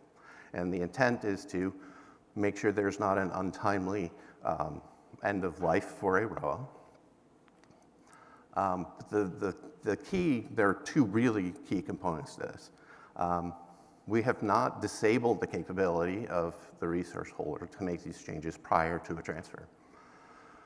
But it is also critical that the customers who do have transfers and their ROAs go through this automated process of being regenerated, it really is still a responsibility of the resource holder to make sure that the before and after is what was intended. So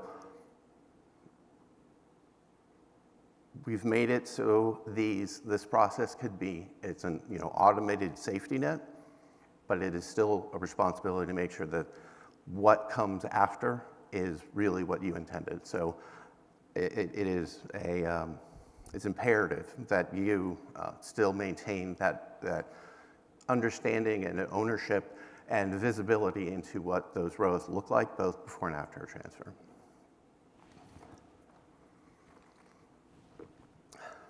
What are we doing moving forward? Continuing listening to and working through suggestions that the membership has made. The next big feature set is what we're calling RPKI Intelligent or RPKI Routing Intelligence.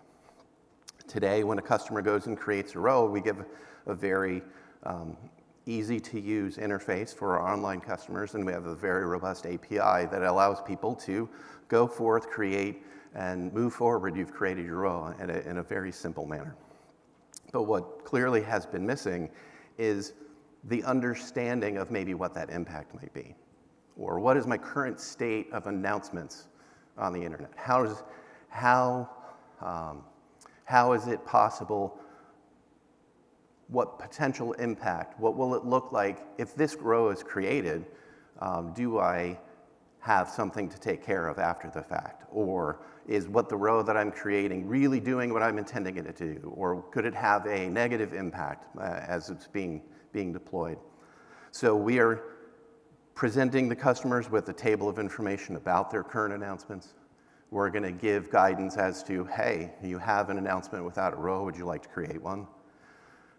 Knowledge of if announcements are being marked as invalid as part of the origin validation process, and say, would you like to correct this? Or if your proposed or staged change will have what could be a detrimental effect based on announcements that you have.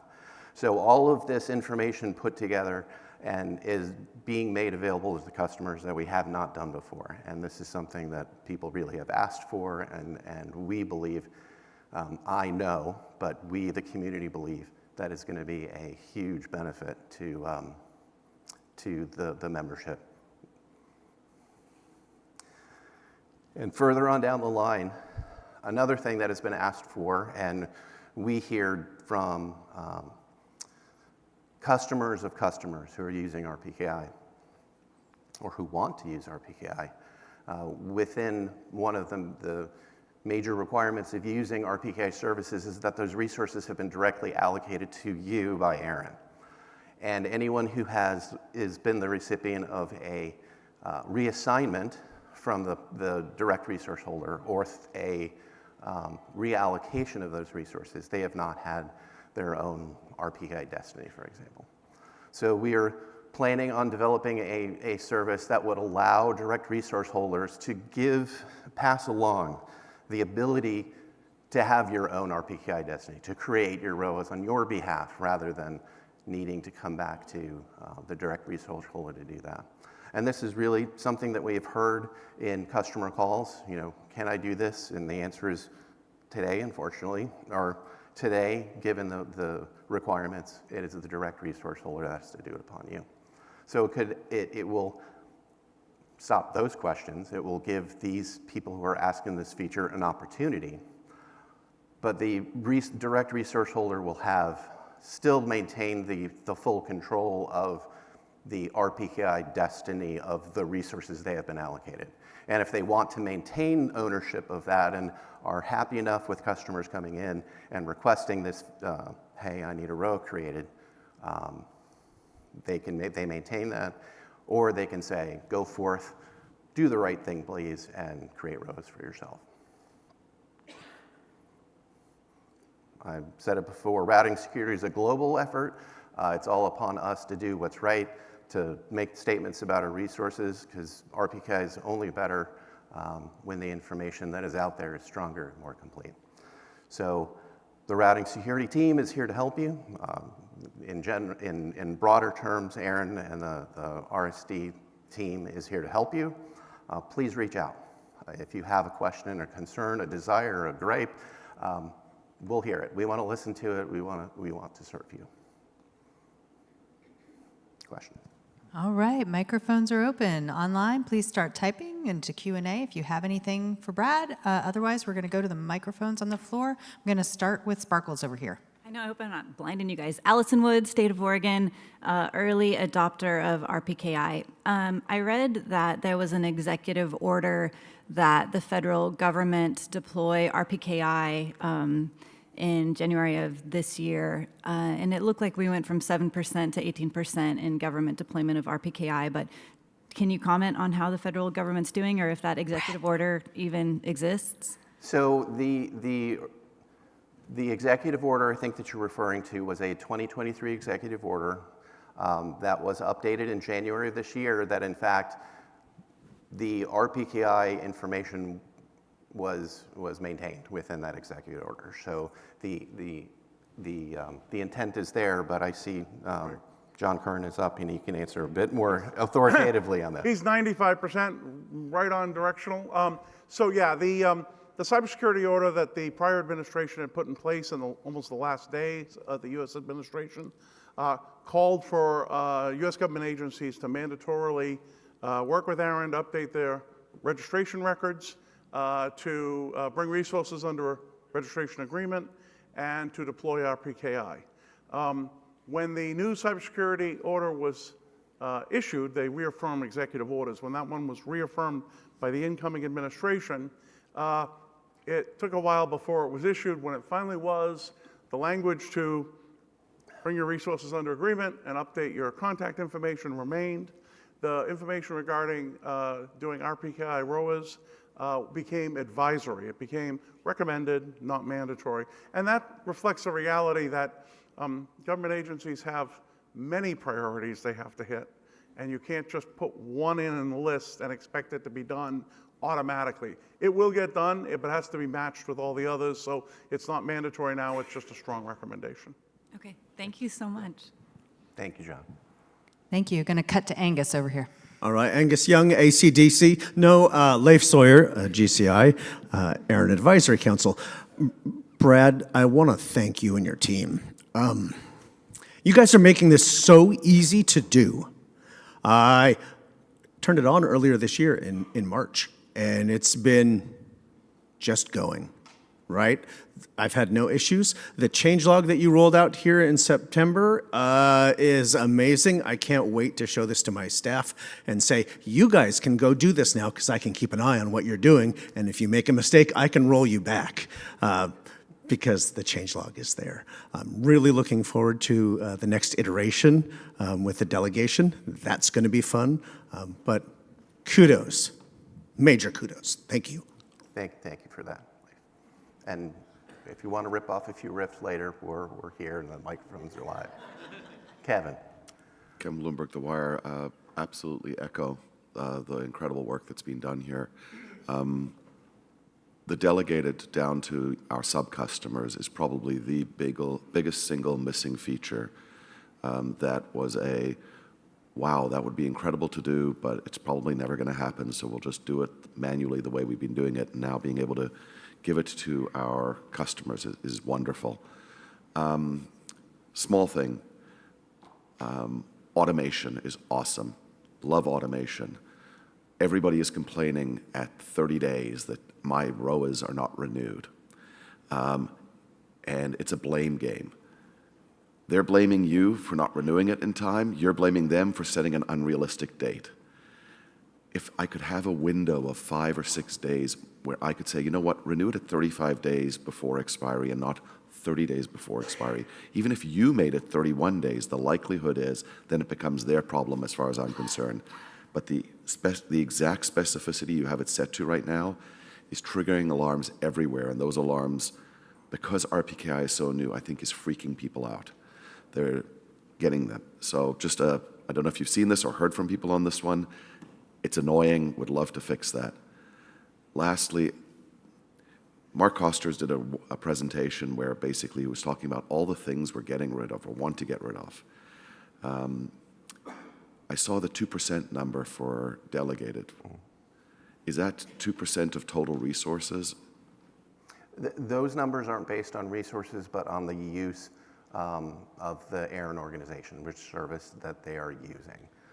It is not tied, those numbers weren't tied to the actual count or percentage of resources that were under that feature. I guess what I'm asking is if everything and all these features have moved towards hosted, and hosted has been, we put in one 10 years ago. We put in the delegated 10 years ago and thought a lot of people were going to take it up, and they're not. And you're spending a lot of money developing it and putting in a lot of features into the hosted one. I'm just wondering, are we at the point where, and again, I guess it comes down to numbers. If 85 million IPs are in the delegated one, awesome, but is this a long-term question for the community to, should we be doing this? Is it time, like give it 10 years and it's time to sunset it, or are we going to be talking about that like our who is in 15 years? John, you want to go first? Yeah, when you think about the delegated service, it's really interfacing to the customer's own CA infrastructure so that they can manage and operate it themselves in the way they want with their protocols, security, infrastructure, et cetera. It's not a lot of work to us. It's much like the difference between us running your DNS versus you running your DNS. If you want to run your DNS, we should be able to do the delegation linkage. It doesn't take a lot of work for ARIN to support the delegation of RPKI to a customer. It's not a high resource or high maintenance item, and it lets the customer administer it under his controls, under his security, in the model that he wants. Hosted, we're doing it all for you.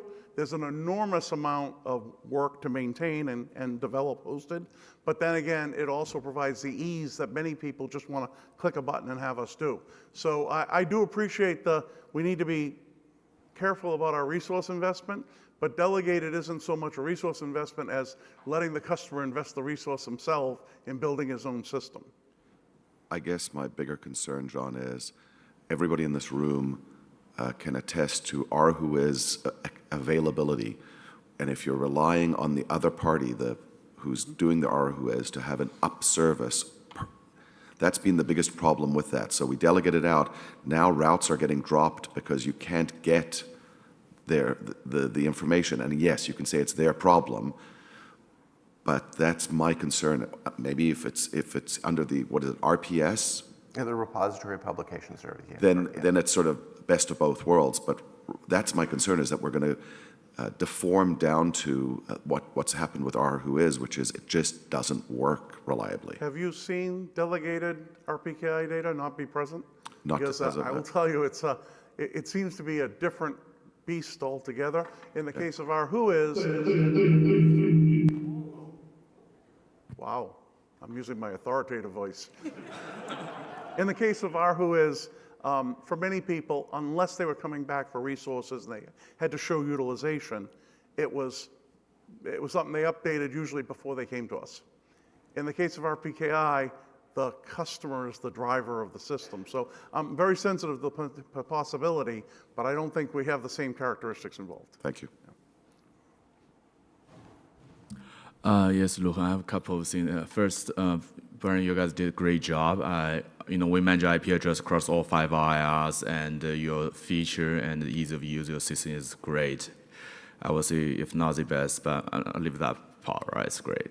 The delegate, a bit of follow-up on the last gentleman's comment. The delegation be great because when you manage like millions of IPs to thousands of networks, then for automation delegation to be able to run our own SaaS server, it's wonderful, it's great. And it's greatly improve efficiency than just, when you have to click button once, but that's okay. But if you have to click the button like 1,000 times every hour, then it's not become fun. So be able to run delegation is great. A few questions for you since our last speak. In last ARIN meeting, what is the process of standardize the APIs and basically the technical operations for the RPKI services across all 5 RIRs? I haven't seen a standardized document being published or anything. It's been almost a year since we last talked in last ARIN meeting. The second question is that would that be possible? I know there was a bit of historical here. The community wants ARIN holds the root keys for the resources and delegate back to the customer, but would that be a possibility? Because I believe this is not really a policy issue, but rather an operation issue. Will, in the future, ARIN be open to, let's say, just give the private keys back to the resource owner and let them take in the full responsibility? Of course, there's a possibility for them to lose it, but, they lose it. Okay, so to your first question, yes, we did have a discussion about the visibility and the differences in the use cases across RIRs. that all of the feature set isn't the same. Much of that is dependent upon their 5 RIR communities that each have their own requests coming in that they need to meet for their members. Now, the NRO asked for or set up a RPKI steering group that we have been meeting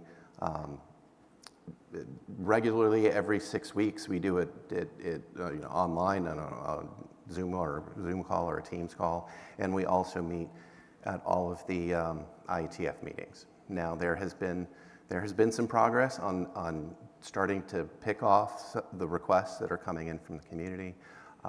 All of those updates do come from the NRO site.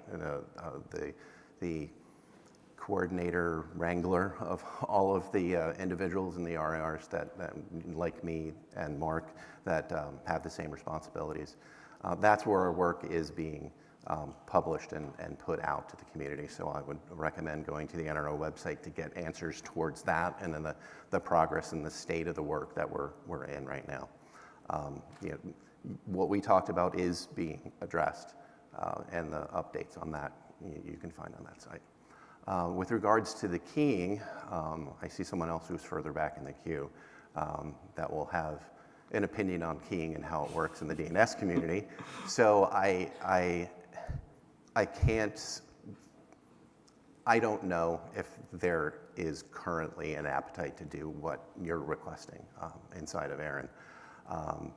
So really, I don't want to articulate what I think is going to happen. So if there is a request to do something like that, I mean, you're standing at the microphone at our meeting, we're listening to the community. There's also the suggestions portal, which is probably a better way to more accurately and detailed articulate what your ask and what your need is.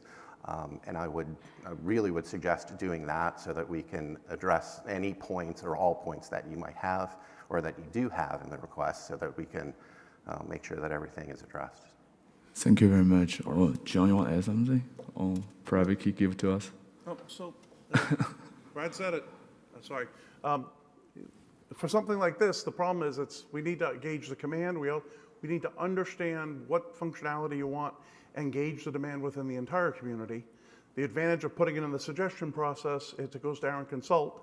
Everyone can comment on the value of that, whether there's a better way to do that, the value of ARIN investing in that. So it's when we have ideas for new functionality like this, best to hit the ARIN suggestion process. It'll go to ARIN Consult. People who have interest in our services and want to comment on their direction, please subscribe to ARIN Consult. So, thank you very much. John Stitt, Hopkinsville Electric System, and current ARIN fellow, and very uncomfortable with microphones. First off, thank you for all the work you've been doing on this.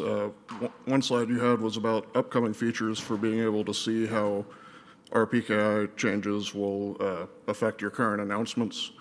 That's a very welcome feature coming. I work with a lot of other smaller providers that they're often reaching out to me saying like, hey, I need to do this thing. I'm afraid it's going to break stuff. Can you help me out with this? And so that'll be very helpful for that. But the data on current announcements, where will you be getting that data from?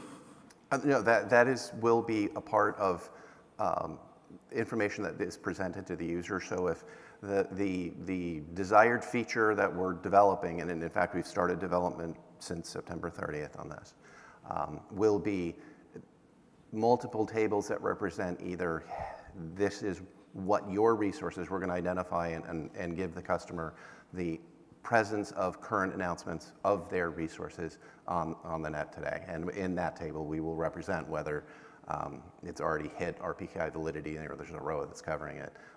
If there isn't one, or if there is a state or particular announcements that might be or are being marked as invalid and they're being dropped, just to give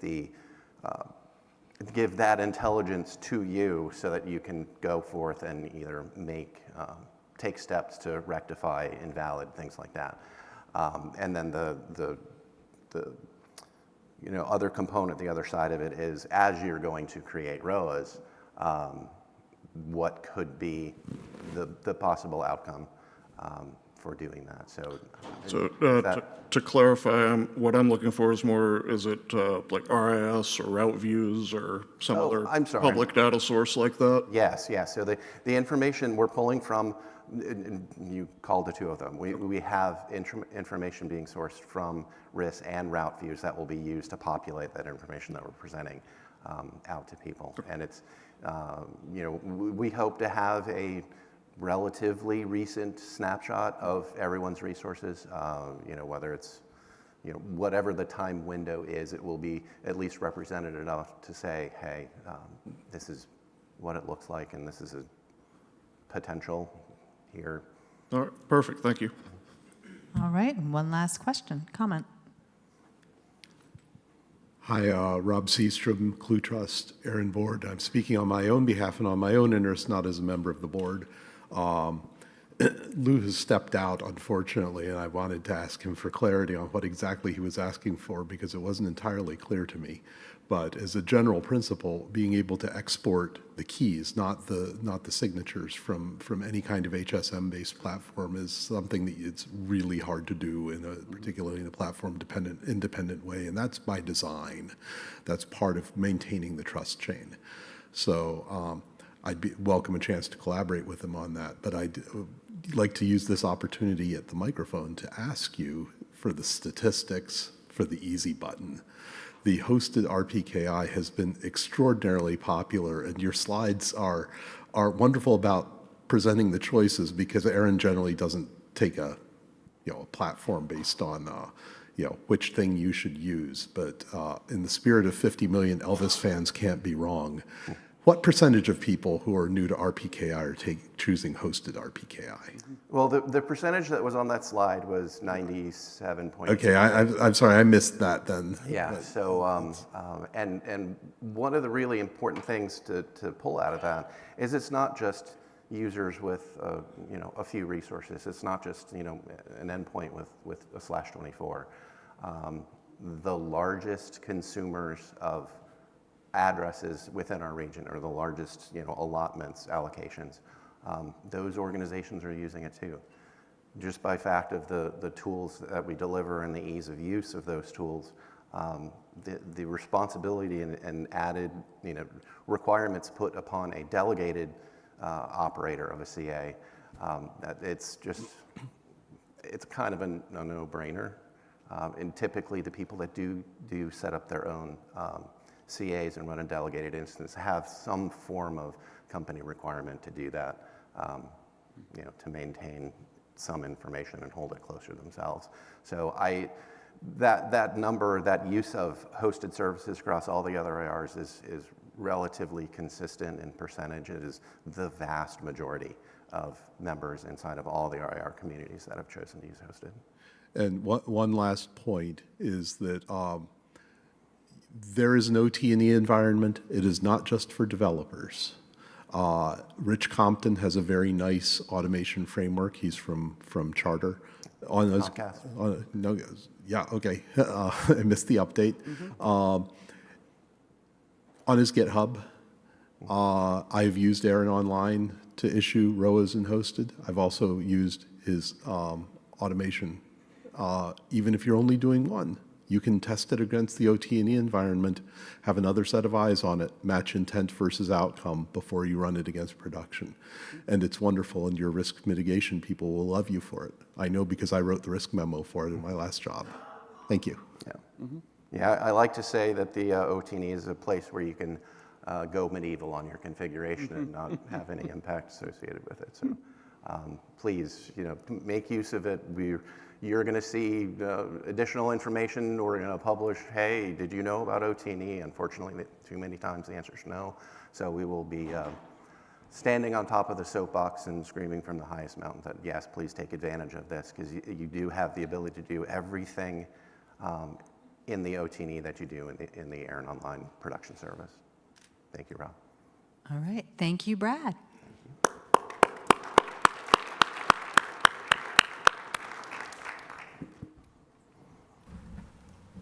Love all the questions and comments. That being said, we're running a little bit behind schedule. We're still taking a break. Don't worry. My captionist would probably hurt me after the end of things if we didn't. So we're going to take 15 minutes, and we will come back. Well, actually, because I like round numbers, wait, can I do math? No, that still works. So that's 5, 10, 11, 10? Is my math right? Yeah, okay. This is why I'm comms. Math, not my thing. All right, so 11:10 back in here, and we will be wrapping up the meeting. Thank you so much.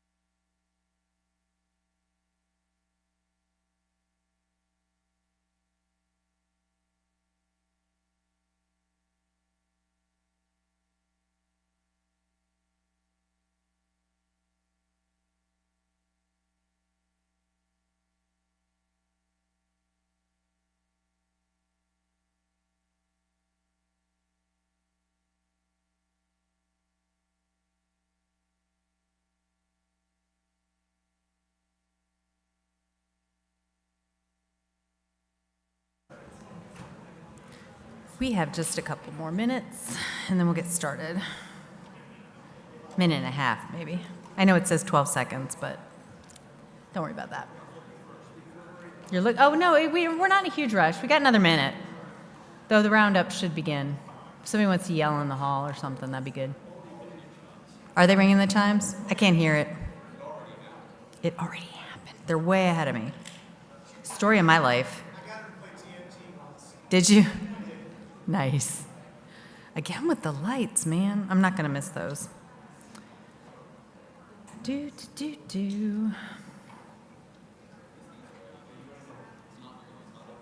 No, it's not hot. That's good. That is true. I don't miss when the lights also heated the stage. Here they come. All right, my virtual friends, we're getting folks here in the room, and we'll get started on our last presentation of the day before we head into open microphone and wrap this puppy up.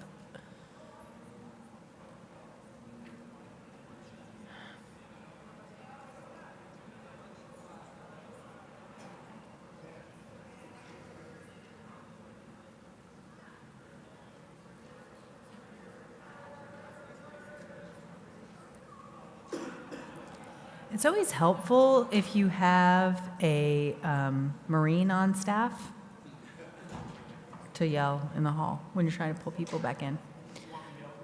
Oh, no. Richard covered it. Oh, wait, John's ready. He's like, we're rolling. Okay, we are back. And next up, we've got our President and CEO, John Curran, who's going to run away. That was unexpected. Don't mind him. He'll be right here. We're going to do an NRO EC update and then a brief update on the state of the RIR system, what's been happening since we last met. Thank you, Hollis. Okay. For those of you who don't know me yet by now, I'm John Curran. I'm the President and CEO of ARIN. I'm going to give the NRO EC update, and then I'm going to talk briefly about the state of the RIR system. The NRO EC update is something we do at all the RIR meetings, and it's the NRO Executive Council presenting the status of what we've been doing. The state of the RIR system is actually my comments on our current affairs, and not from the NRO EC, so they're not part of these remarks, and it's just one slide at the end. So with that, let me do the NRO EC update. Here's the NRO organizational report. What is the NRO? I think you've all figured it out by now. The NRO is the Number Resource Organization. It's the coordination of the 5 RIRs. It was established by an MOU in 2003.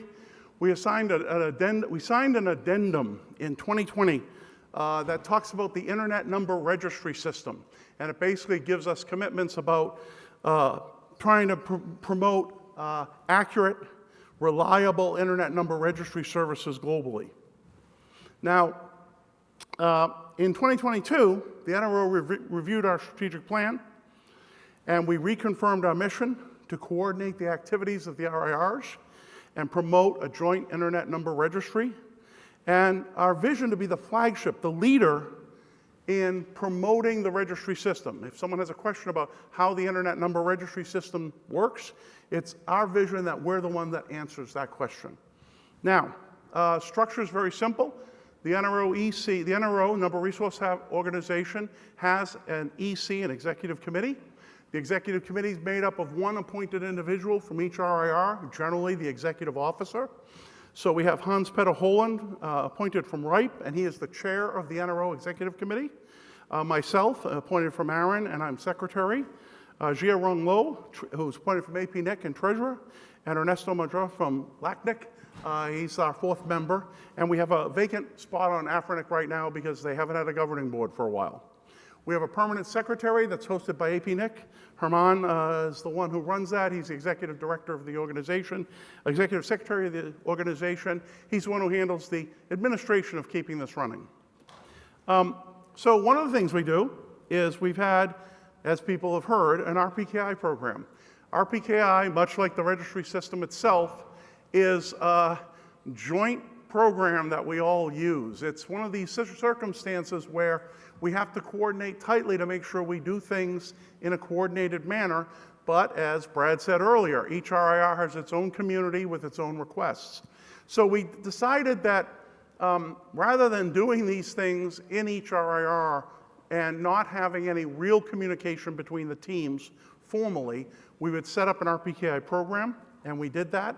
And as he said, they meet every 6 weeks, and they talk about things like what our services are and what the differences are, differences in APIs, availability and SLA. They talk about trust anchors.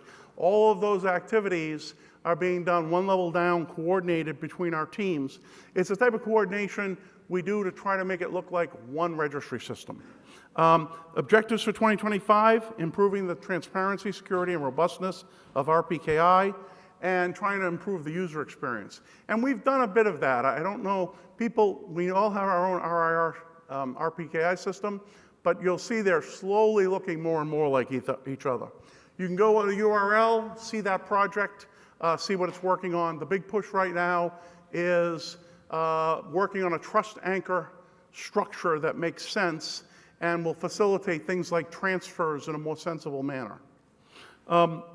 We also have other coordination groups. The RPKI is actual joint program with a program manager, but we've had coordination groups that work across the teams in each RIR, so communications, engineering, public affairs, financial officers, and there's still a lot of coordination just running as 5 RIRs.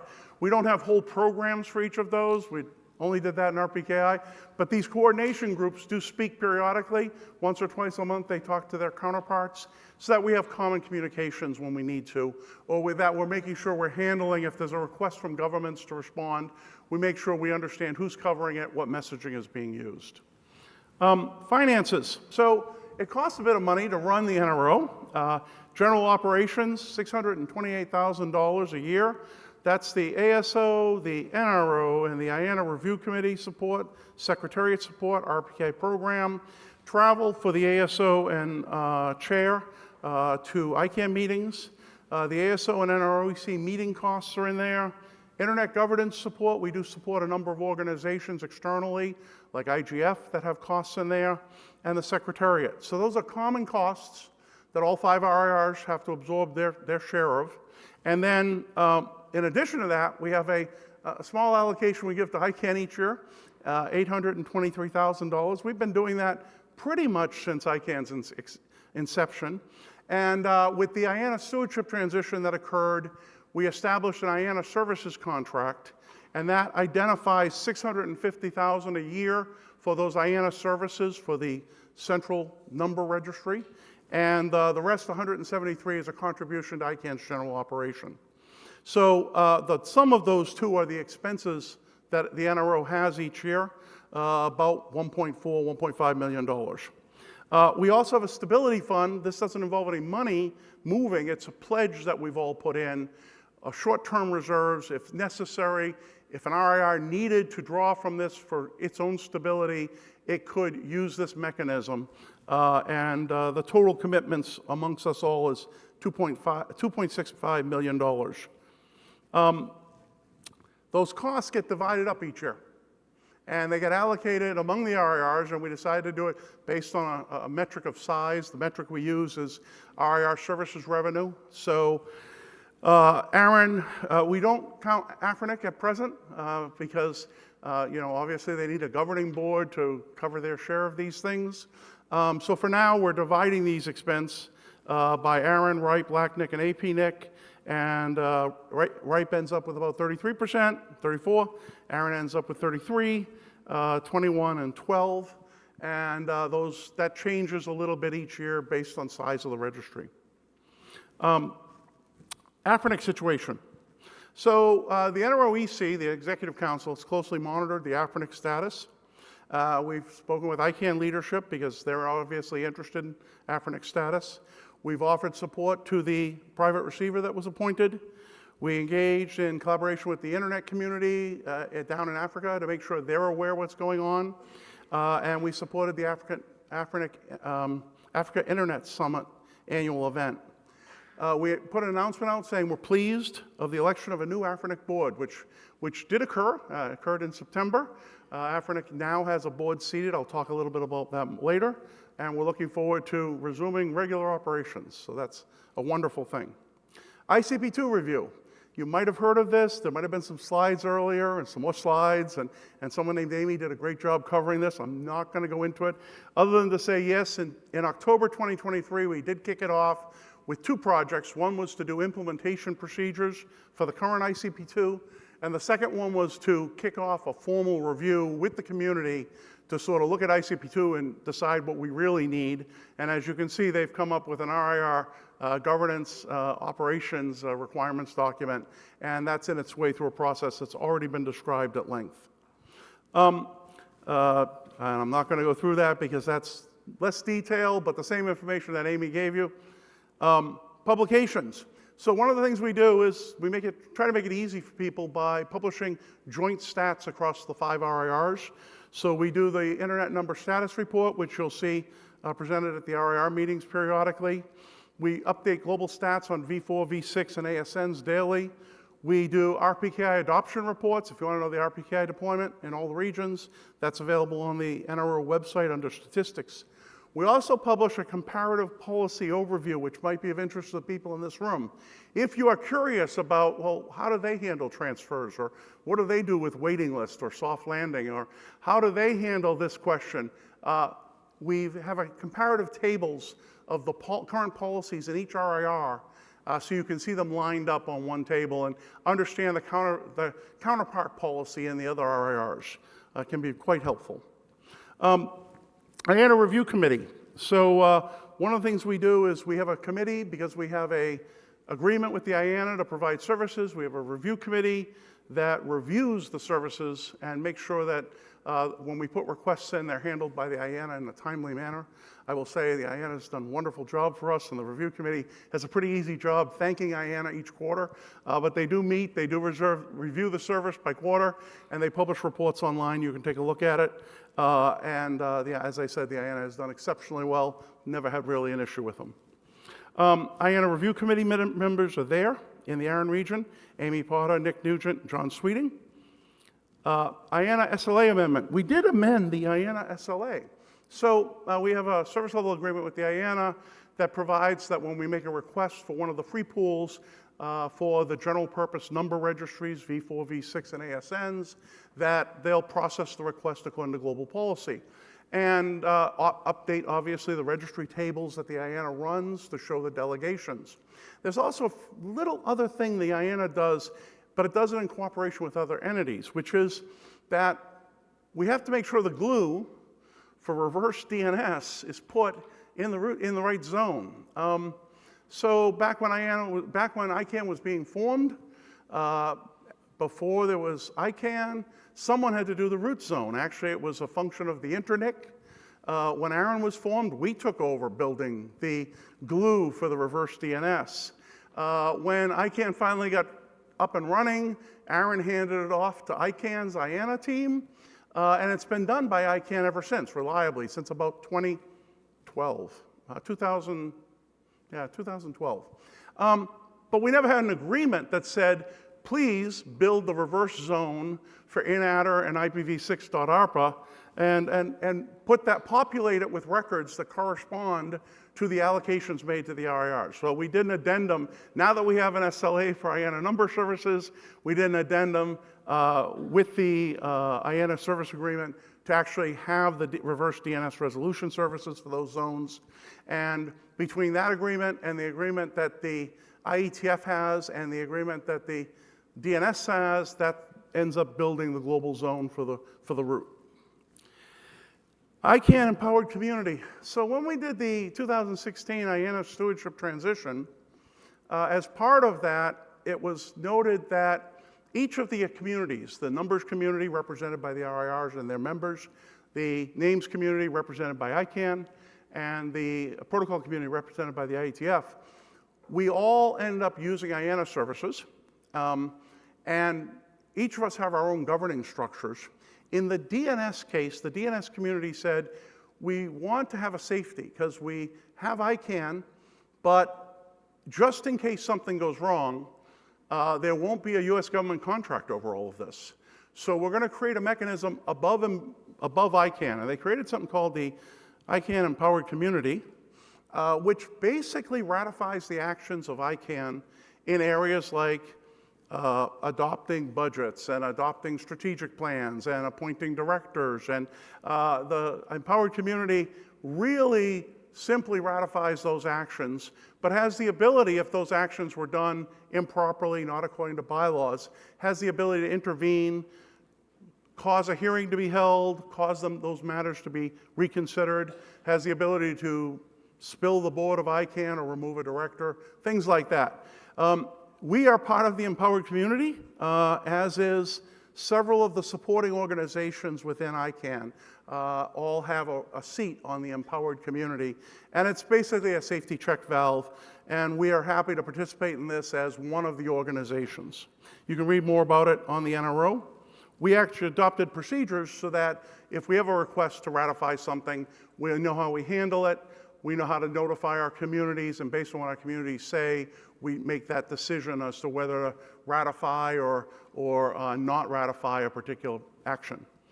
All right, that concludes the NRO presentation. I'm going to do now my remarks, which is just a touch more, because they're not in the slides and they're really based on current events.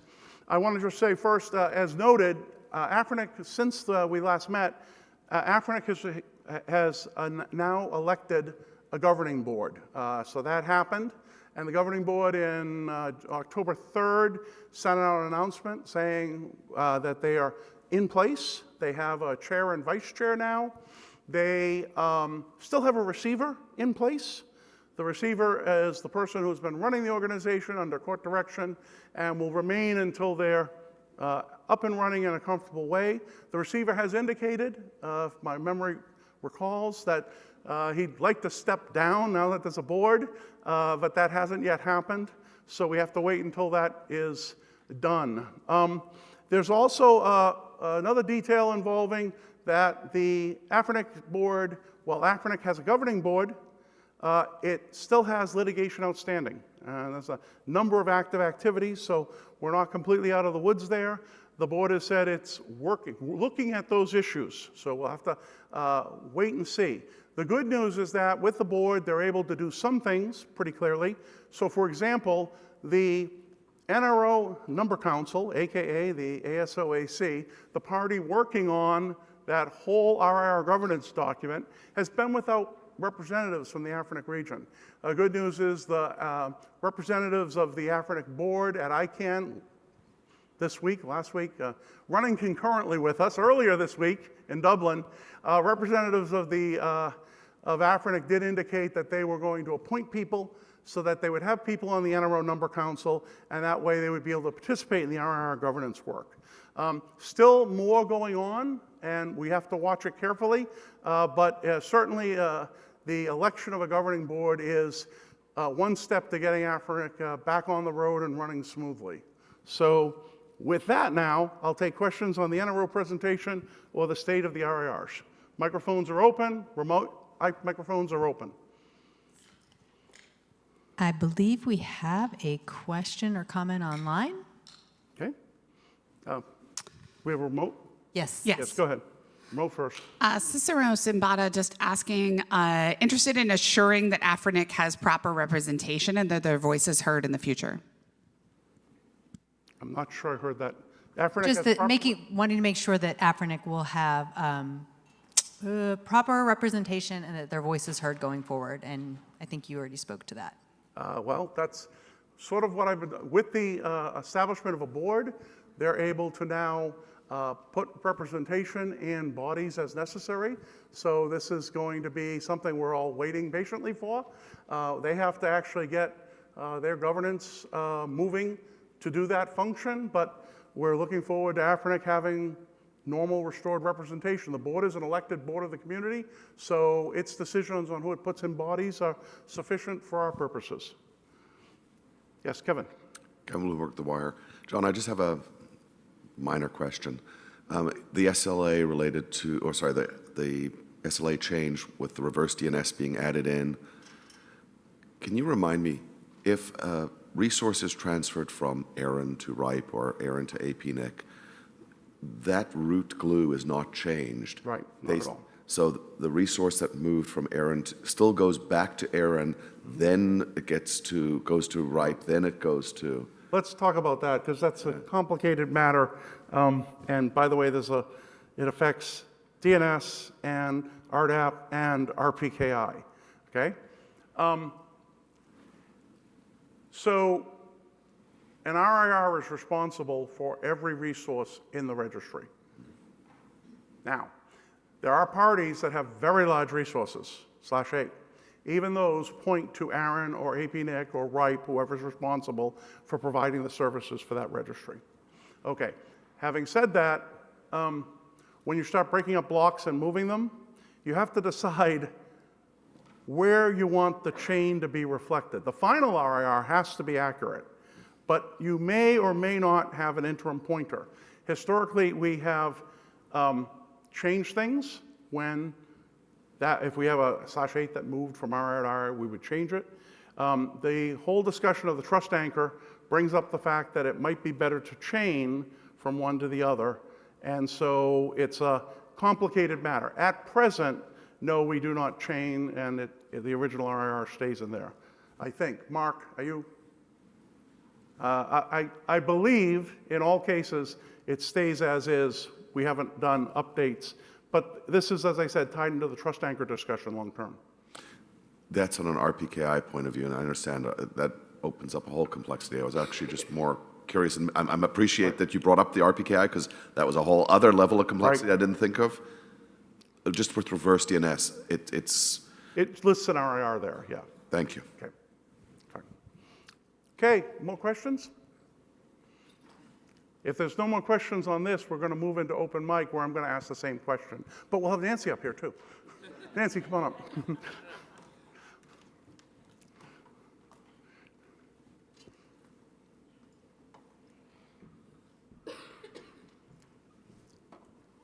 And we can change the slide to say open mic.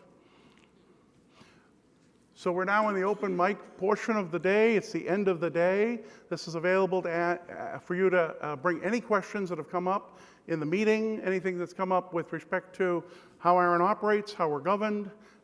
This is your time now to ask us. So microphones are open, remote microphones are open.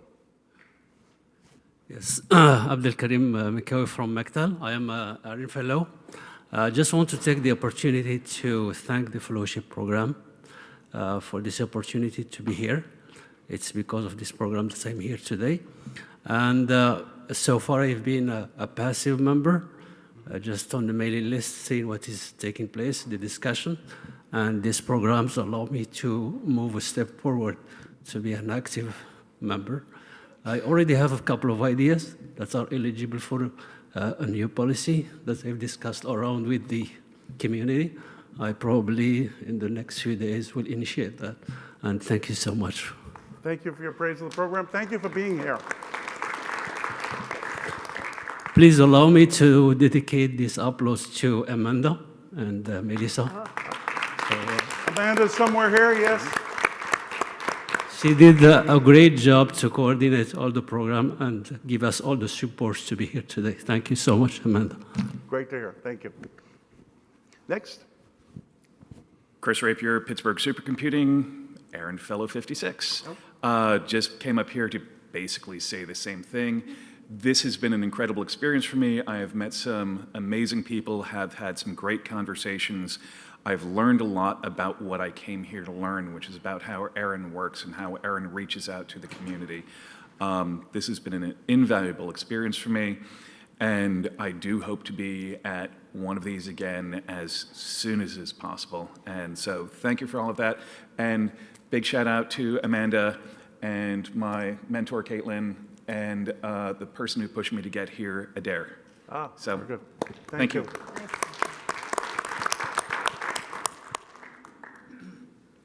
Hi, Chris Woodfield, Woodfield Network Consultants, and the ARIN AC.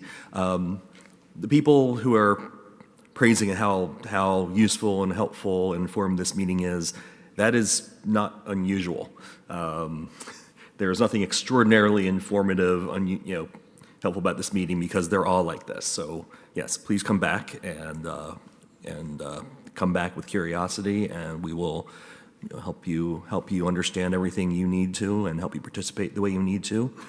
I have one specific question from your presentation. Is the transaction ledger from the Stability Fund a matter of public record or only the contributions? There's been no transactions, there's just been pledges. I don't know what to answer. If the transaction ledger is the null set, is it published or not? Fair point. I'll go with Schrodinger. It may not be. It's empty. Got it. Okay.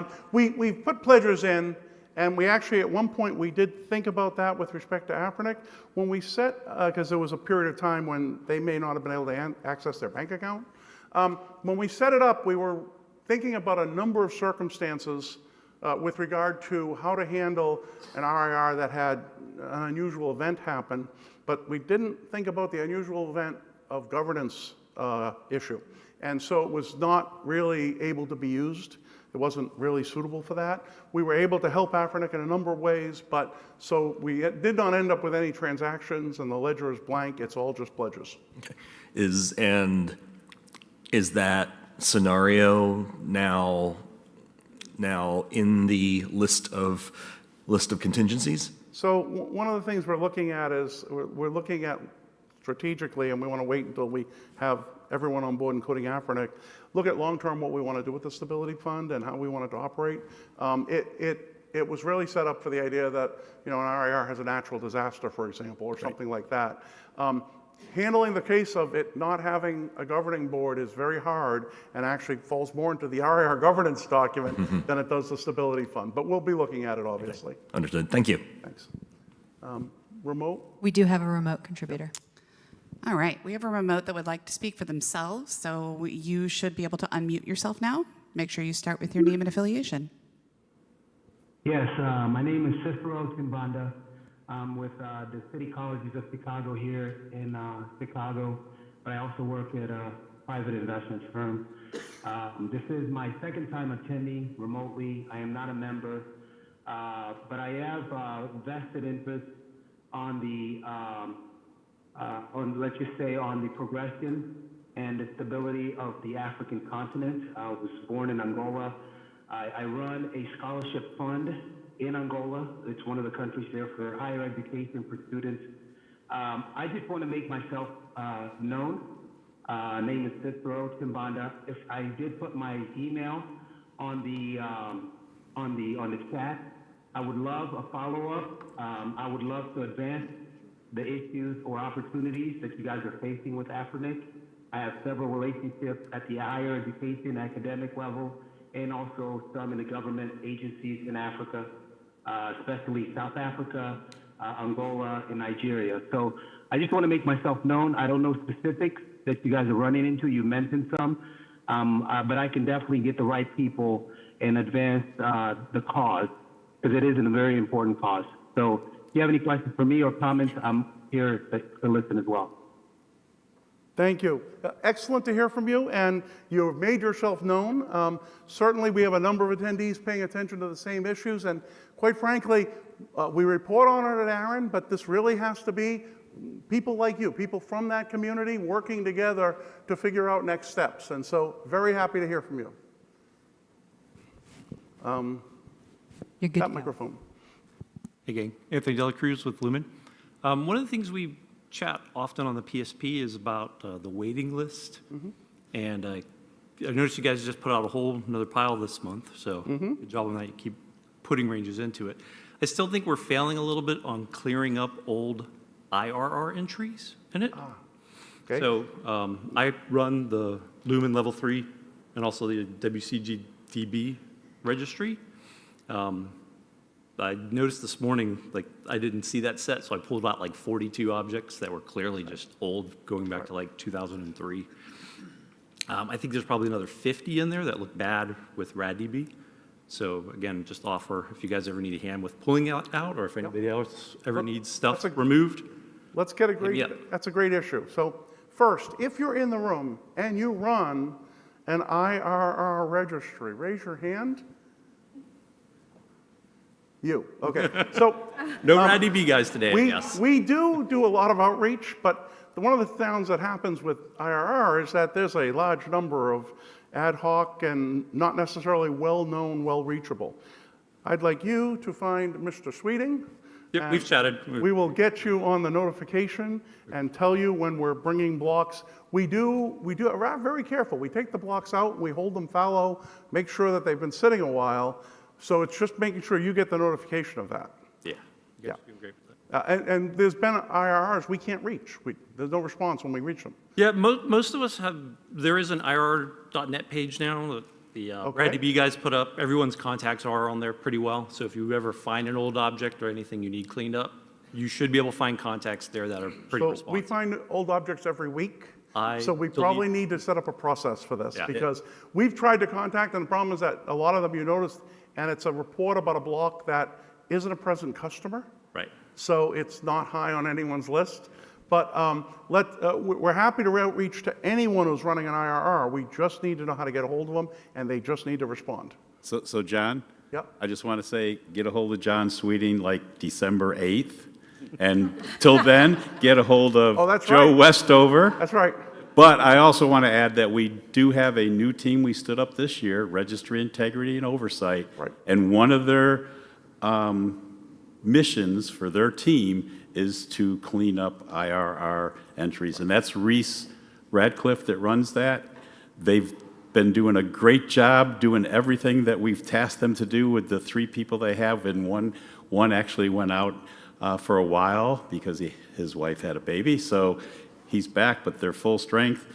But they haven't quite got to where they're able to look into the other IR. They'll get it fixed if they get notified of it. They will have a process next year to where they will proactively find that stuff and fix it. Right. Thank you, John. Ignore this man. He's a pumpkin. He's going out on sabbatical momentarily. Joe, are you here? Okay. Get together with him. Talk about next steps, okay? Yeah. And Thank if you. anybody needs help on cleanup, like we blew out 30,000 entries last year, 50,000 the year before. So if folks are noticing their router configs are getting a little smaller in the prefix lists, that's stuff we're doing. Yeah. I mean, people don't understand there's continually blocks coming back. So we definitely need a way. We've done a pretty good job liaising with the ones that we can respond to, but a lot of times we just not had success because we're not a priority for them. Okay, remote? No? This, okay. Okay. You. We're deferring to each other. Lee, go. It's such I'm deferring to this microphone. It's such a polite community. I appreciate that. Lee Howard, unaffiliated.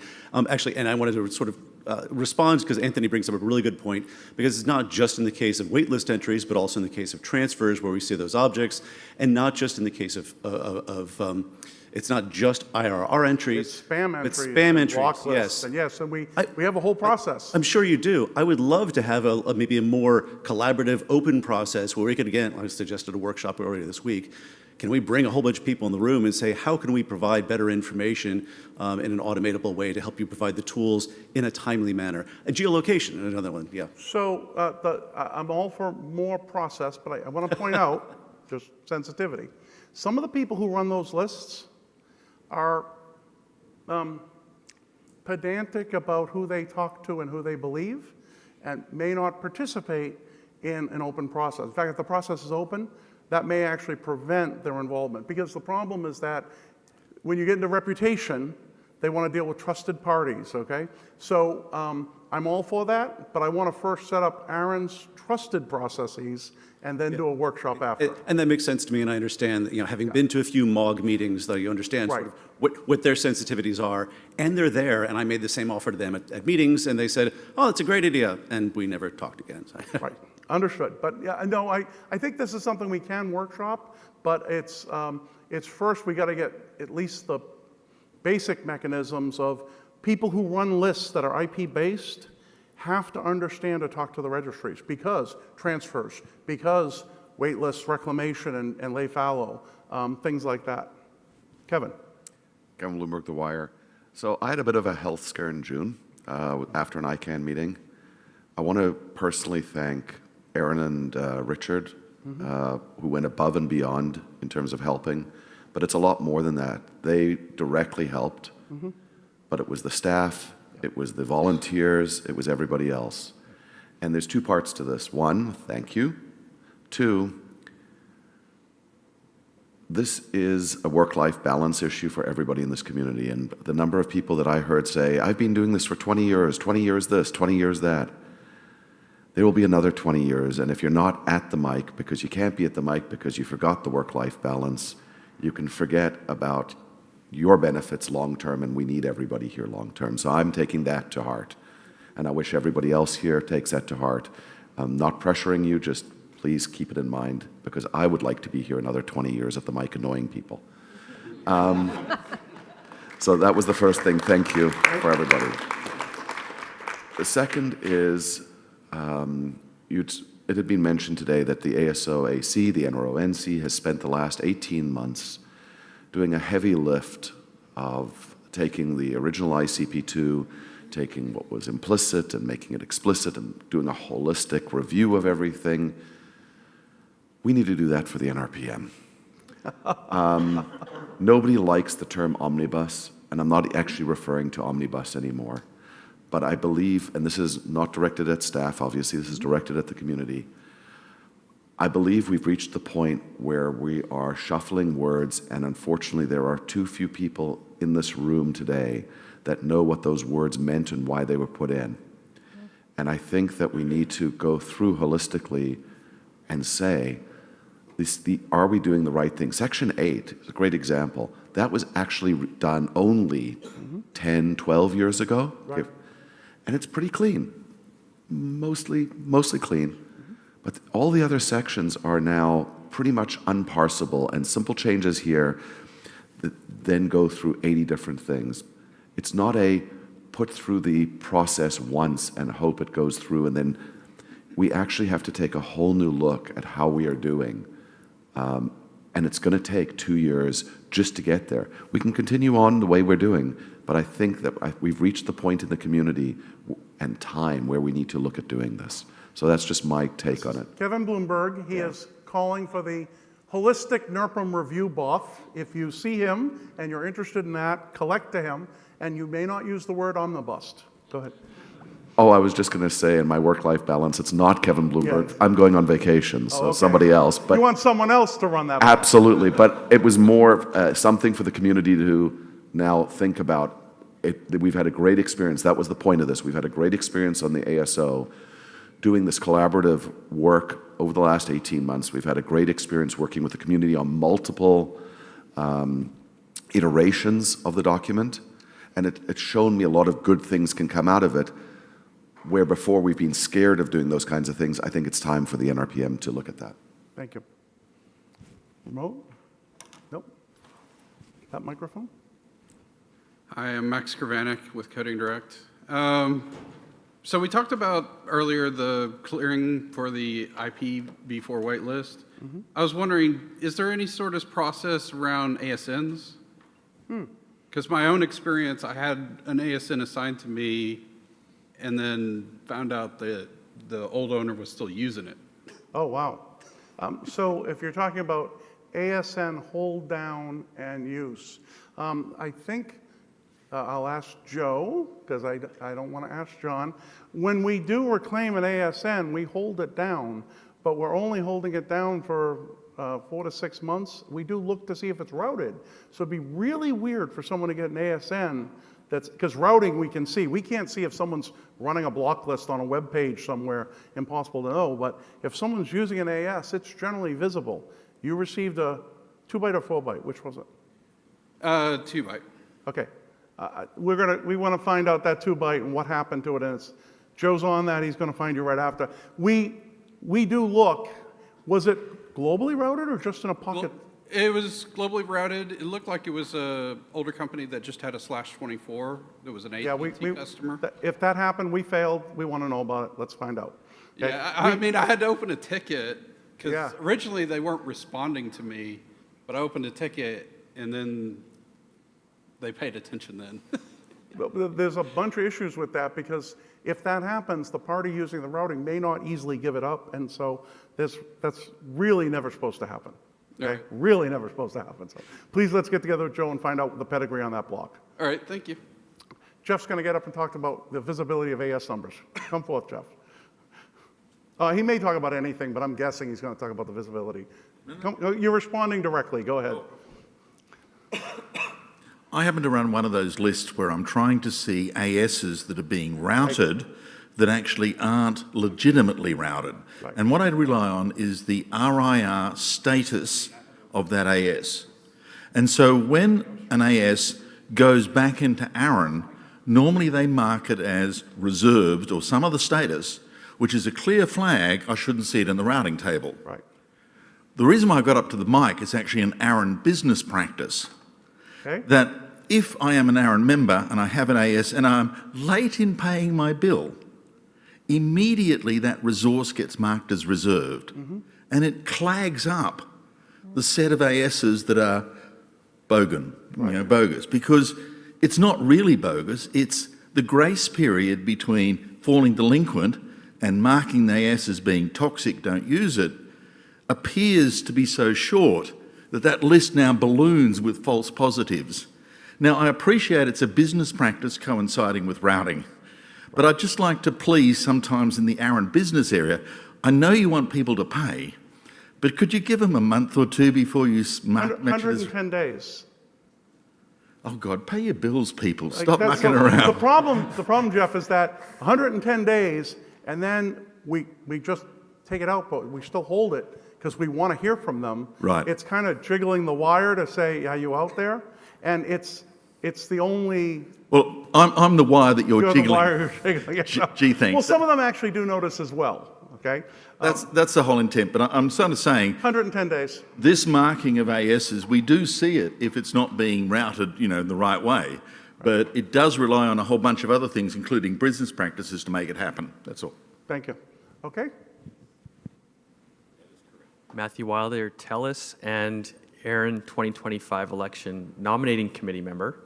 I want to say thank you to Nick Nugent. He's not here, but this is the end of his term. He was going to be up for re-election potentially, but withdrew his own nomination. Thank you so much to Nick. Obviously, everyone who volunteers for ARIN is doing tremendous work. I think Nick's had an especially impactful single term in his duties, so just big thank you to Nick. Yeah. Well, round of applause for Nick. I don't know if he's actually remote now. He might be on an airplane back from Dublin because he was at the ICANN meeting representing and handling many questions about the updated document. He's done a lot of the heavy lifting on the editorship, and really a big wave of thanks to him. Yes. John Stitt, Hopkinsville Electric System, and current ARIN Fellow. I wanted to echo the sentiments of my fellows earlier and thanking the staff and the advisory council, but beyond that, just thanking the whole community here in making us feel so welcome. And speaking to the wider community, the ability that someone as small as our organization can have as much voice as a multinational corporation is a very special thing, and that I've been pushing for other small groups to make sure their voices are getting out there, and the fellowship was such a educational experience that I would highly encourage anyone else to apply for that so they can see how the sausage is made. So, Thank you very much. Very happy to have you here. I've been doing all the talking because we haven't had a lot of governance questions. Any other questions? Microphones open, remote? Governance questions. If there's no other questions, I'll close the microphones. Closing the remote queues. Anyone remote? Nobody remote. No one at the mics? Thank you for being here for the open microphone. I'm going to turn it back over to Hollis. Bye-bye.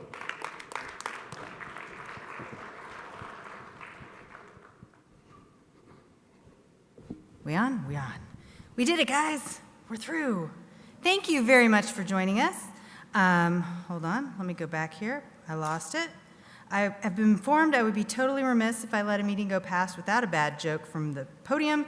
So what do network engineers wear to Halloween parties? The person who sent me this can't tell me. A subnet mask. All right, there we go. One and done. I'd like to get some audience participation here. A big thank you to our network sponsor, AT&T. Our platinum sponsor, AWS. Keep clapping. And then our other sponsors, our silver sponsor, IPXO, our social sponsor, Calorama, and our exhibitor sponsor, IPv4 Global by Hilco Global. So thank you to all our sponsors. It's been a great meeting. Remember that elections are open. They will be open until 7 p.m. Eastern on Friday, November 7th. Please, please, please fill out your meeting surveys for a chance to win a pair of Bose Quiet Comfort Ultra headphones. Also, because we do take your feedback seriously, you may notice if you were a repeat attendee, if you've given us feedback, you might have seen it implemented. That's because we do a very thorough review of everything we hear from you to make these meetings better. Please also be saving the date. We hope you can join us in Louisville, Kentucky, 19 to 22 April of next year. And wish you all safe travels home and hope that we see you all soon. Thank you. ARIN 56, over and out.